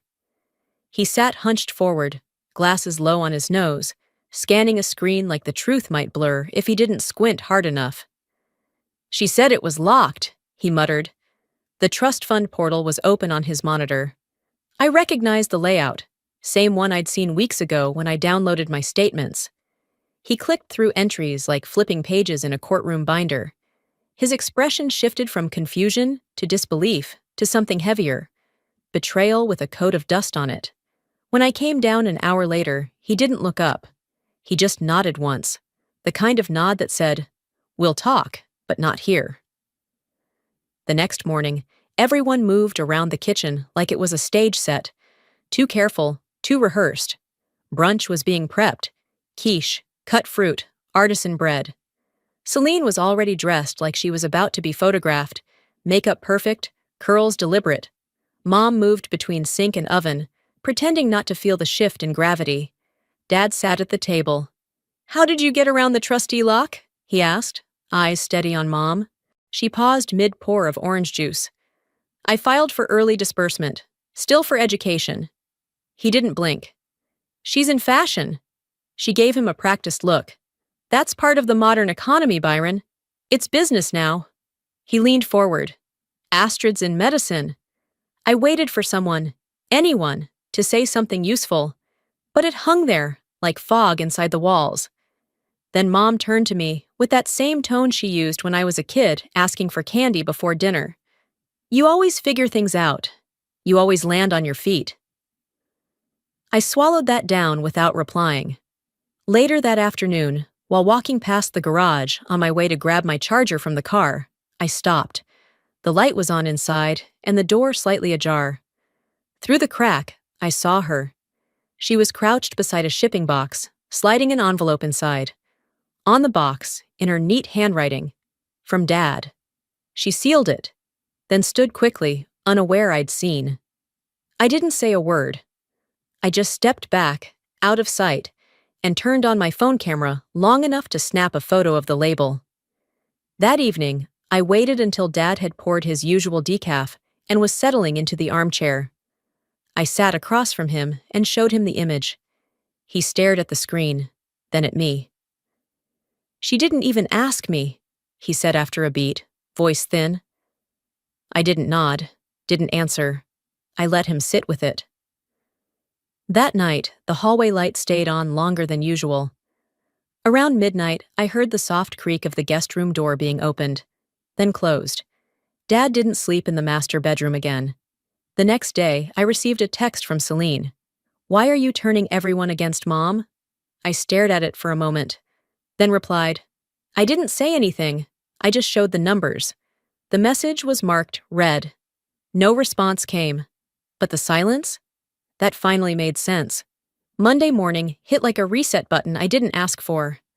I boarded the early flight back to Philadelphia, with barely a word exchanged between me and my father. He offered to drive me to the airport, and I accepted, because I didn't want to give my mother the satisfaction of a goodbye. The silence in the car was thick, but not angry, just tired.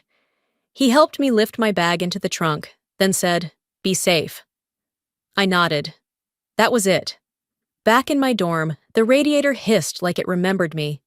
I dropped my coat over the chair and plugged in my phone, which had been off for the entire flight.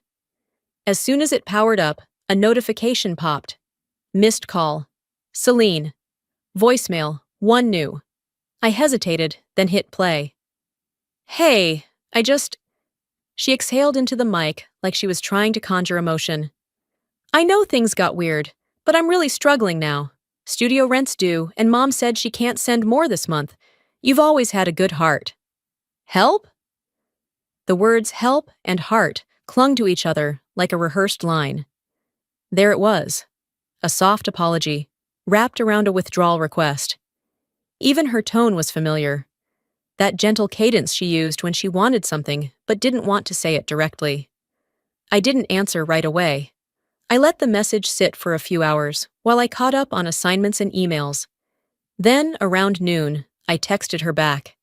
"I forgave a long time ago, but that doesn't mean I'm funding denial." No reply came. That night, while scrolling through Instagram stories during a late dinner of scrambled eggs and toast, I got a screenshot from an old friend from high school, Clara, someone who'd known us both since elementary. She sent the image with 3 words. You seen this? I opened it. Celine, sitting on a park bench, holding a cup of overpriced coffee, looking straight into the camera. Eyes slightly red, hair styled in loose curls. The caption, "Some sisters break you more than strangers ever could." Below it, in soft script font, "Even family betrays." Hashtags lined the bottom like a courtroom transcript. Sisterhood broken, cirques support each other. Healing journey, forgiveness, takes time comments flooded in. You deserve better. So proud of your strength. Cut out the toxicity, queen. I didn't flinch. I didn't roll my eyes either. I just stared at it, longer than I meant to. This wasn't about feelings anymore. It was about strategy. Celine had pivoted, like any good PR person does. When the numbers stopped working in her favor, she changed the story. Framed herself as the wounded party. Painted me as a betrayer. I could have commented. I could have posted a screenshot of the bank records or the trust withdrawals. But that would have made me look like the very villain she needed me to be. So instead, I updated my timeline. The one only I could see. 12/5. Celine. Public sympathy campaign launched. Objective. Isolate Astrid. Narrative. Betrayal. Emotional trauma. Tactic. Indirect blame. Plus. Passive image. Underneath it, I wrote, "Let her build it." The truth doesn't blink. Then I turned off my phone. Not because I was overwhelmed, but because I didn't need the noise. By mid-December, the city had gone gray. Even the sky looked exhausted. Finals were around the corner, and campus buzzed with the kind of quiet that only comes from people holding their breath. I was walking back from the science building when I saw a text from Dad. "I just want you to know, I'm meeting the attorney this week." I stopped on the sidewalk, wind biting at my neck. For a long moment, I just stared at the screen until it dimmed. Then, I put the phone back in my coat pocket and kept walking. He hadn't asked for advice. He hadn't asked for permission. He just decided. Sometimes people change, not because you begged them to, but because the truth finally stared back hard enough. The next day, I got a message from my aunt, who lives 3 towns over and only texts when someone's either born or buried. I heard. "Is it true? Your dad filed?" So it was done. Later that week, while standing in line for coffee near campus, my phone buzzed again. This time, it was a tag notification on social media. Someone had mentioned me in a story. It was a post from a local lifestyle blog I didn't follow. Headline, "Creative Visionary Honored for Her Resilience and Family Legacy." The image, Celine in a deep green jumpsuit, accepting a plaque from some grant foundation. Her smile stretched wide, the kind of wide that says, "I planned this moment down to the last mascara blink." The article quoted her, "Growing up in a home full of sacrifice and intellect shaped who I am. I'm endlessly grateful for my family's belief in my dream."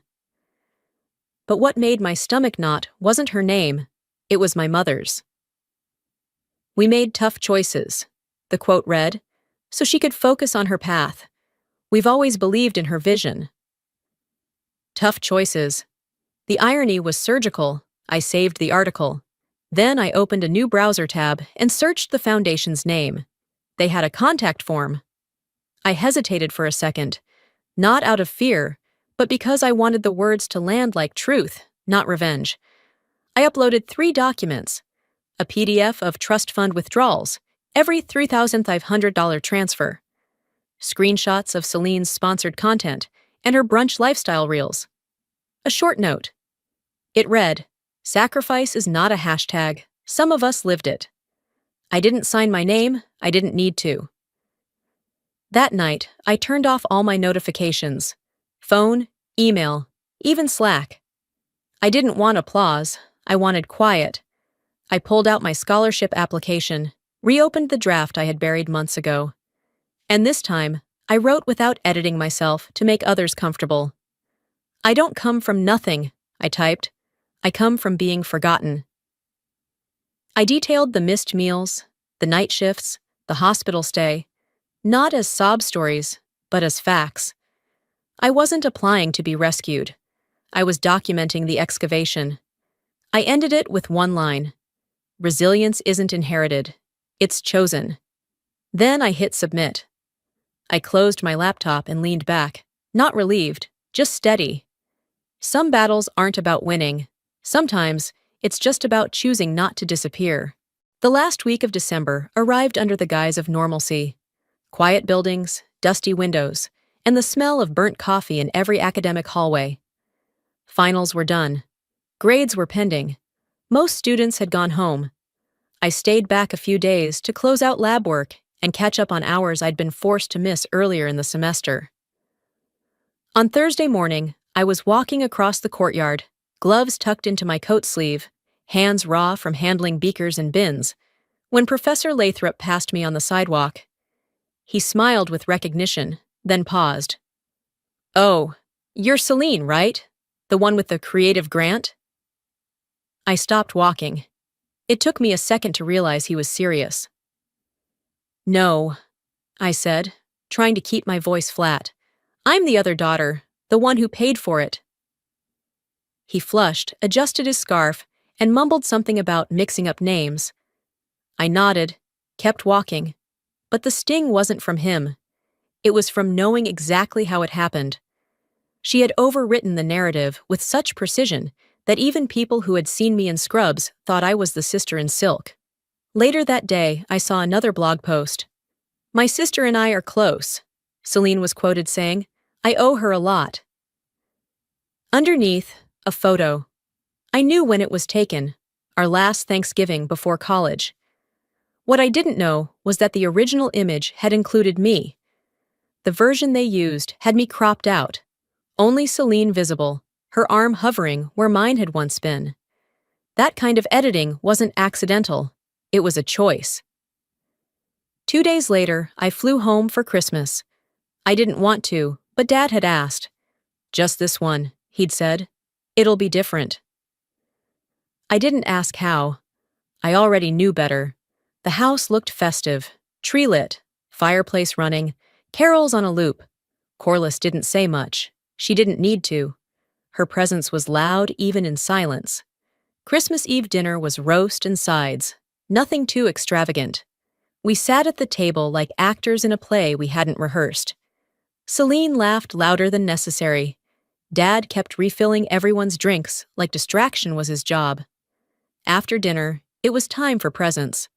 Celine got new travel gear, a sleek Polaroid camera, and a stack of gift cards. Target, Sephora, Airbnb. She squealed, thanked everyone, even hugged Dad.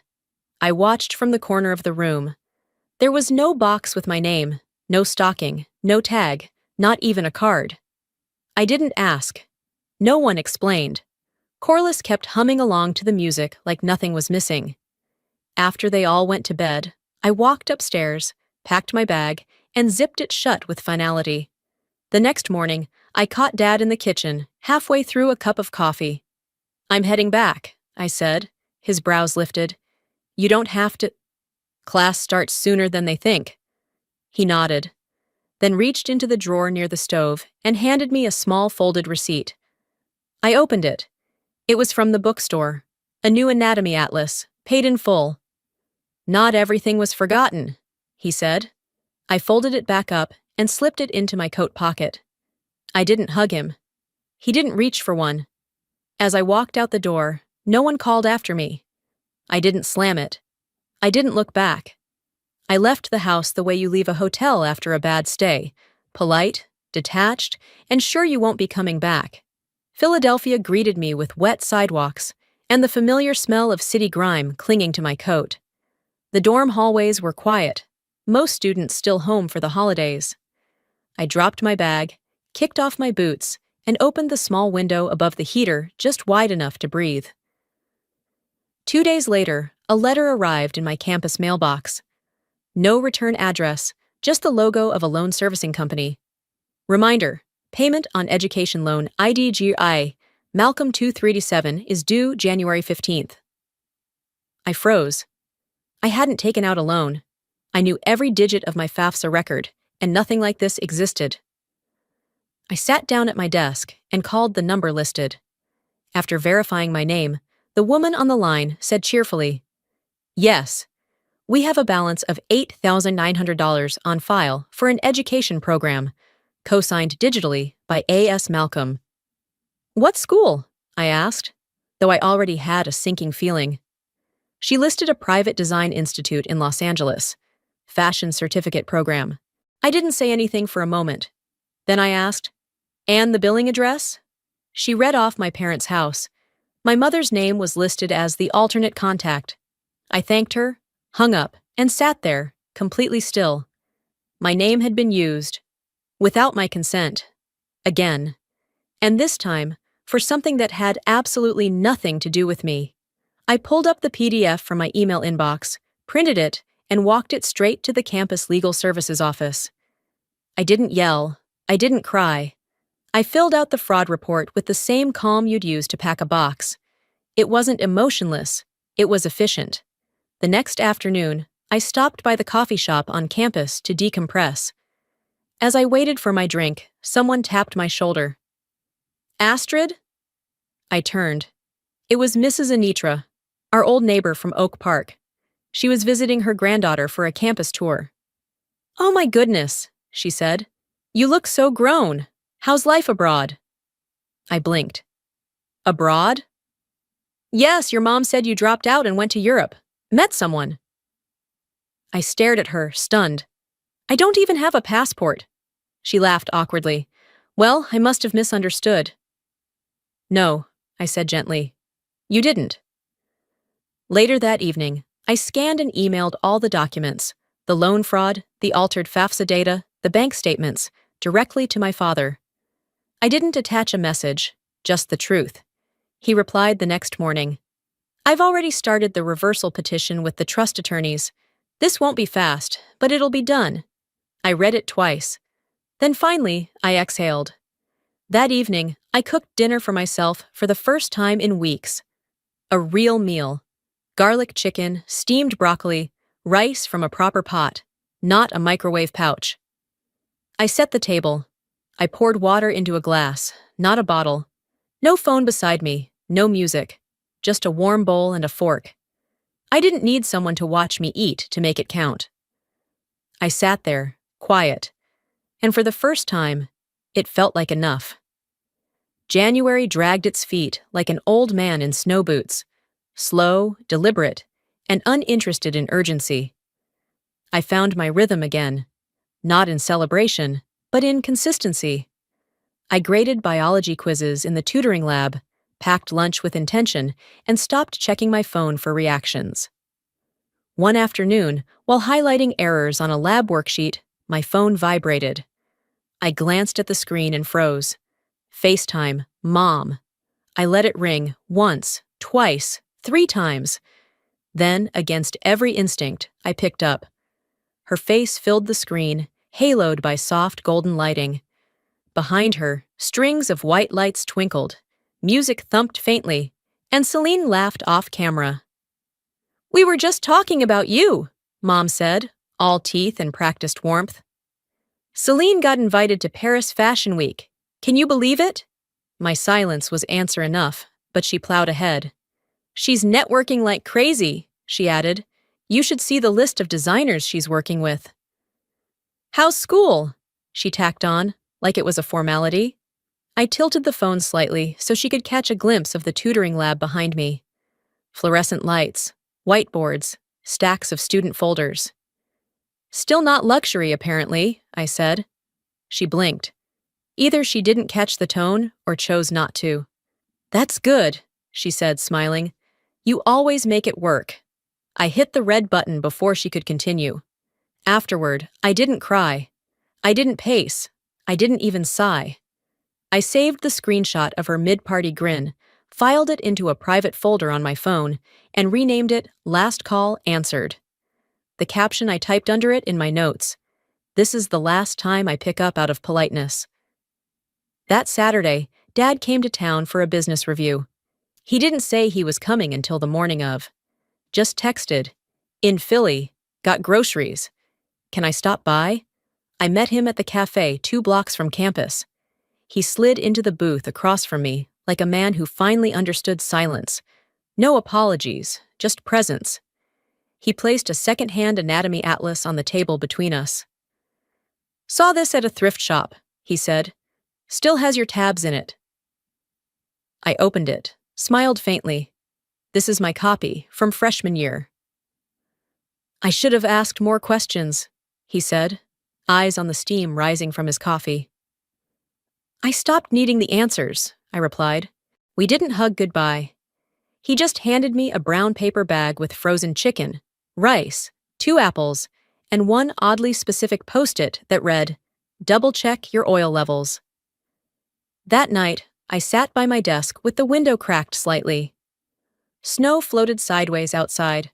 The radiator rattled, familiar and oddly comforting. I pulled out my journal, wrote slowly, deliberately. I used to think strength meant silence. Now I know it means choice. I walked over to the fridge, grabbed a sticky note, and pressed it onto the freezer door. On it, I wrote, "Survived, yes, but no longer starving." Then I turned off the light. The first green broke through the soil sometime in March. It wasn't dramatic, just the tiniest sprig poking out of the university greenhouse planter, defiant against weeks of frost. I stood there staring at it longer than made sense, my hands still dirty from repotting seedlings. I'd started volunteering twice a week, not for credits, not for pay, just because it was quiet, because nothing asked anything of me except to show up and water what was mine. My classes were manageable now. The scholarship had been reinstated after the review board accepted my amended paperwork and affidavit. It wasn't everything, but it was enough to cut back on bar shifts and sleep like a person again. On a Tuesday evening, just after I got back from the lab, my phone rang. Celine. I let it ring 3 times before picking up. Her voice was fast, clipped at the edges. "Mom's only sending me $1,000 a month now. That doesn't even cover rent. You have Dad's attention now. Do you think this is fair?" I let the silence hang. She was waiting for sympathy. Instead, I said, "I lived on 0. Remember that before you complain about less than you expected." She didn't respond. The line went quiet. Then the call ended. I stared at the phone for a second, not out of hurt, but because it felt like the final page in a chapter I didn't want to reread. No scream, no curse, just stillness. That night, I wrote in my journal, "Some people only learn empathy through absence." I didn't mean it as cruel, just accurate. The weekend came, and I bought myself a cake from the grocery store.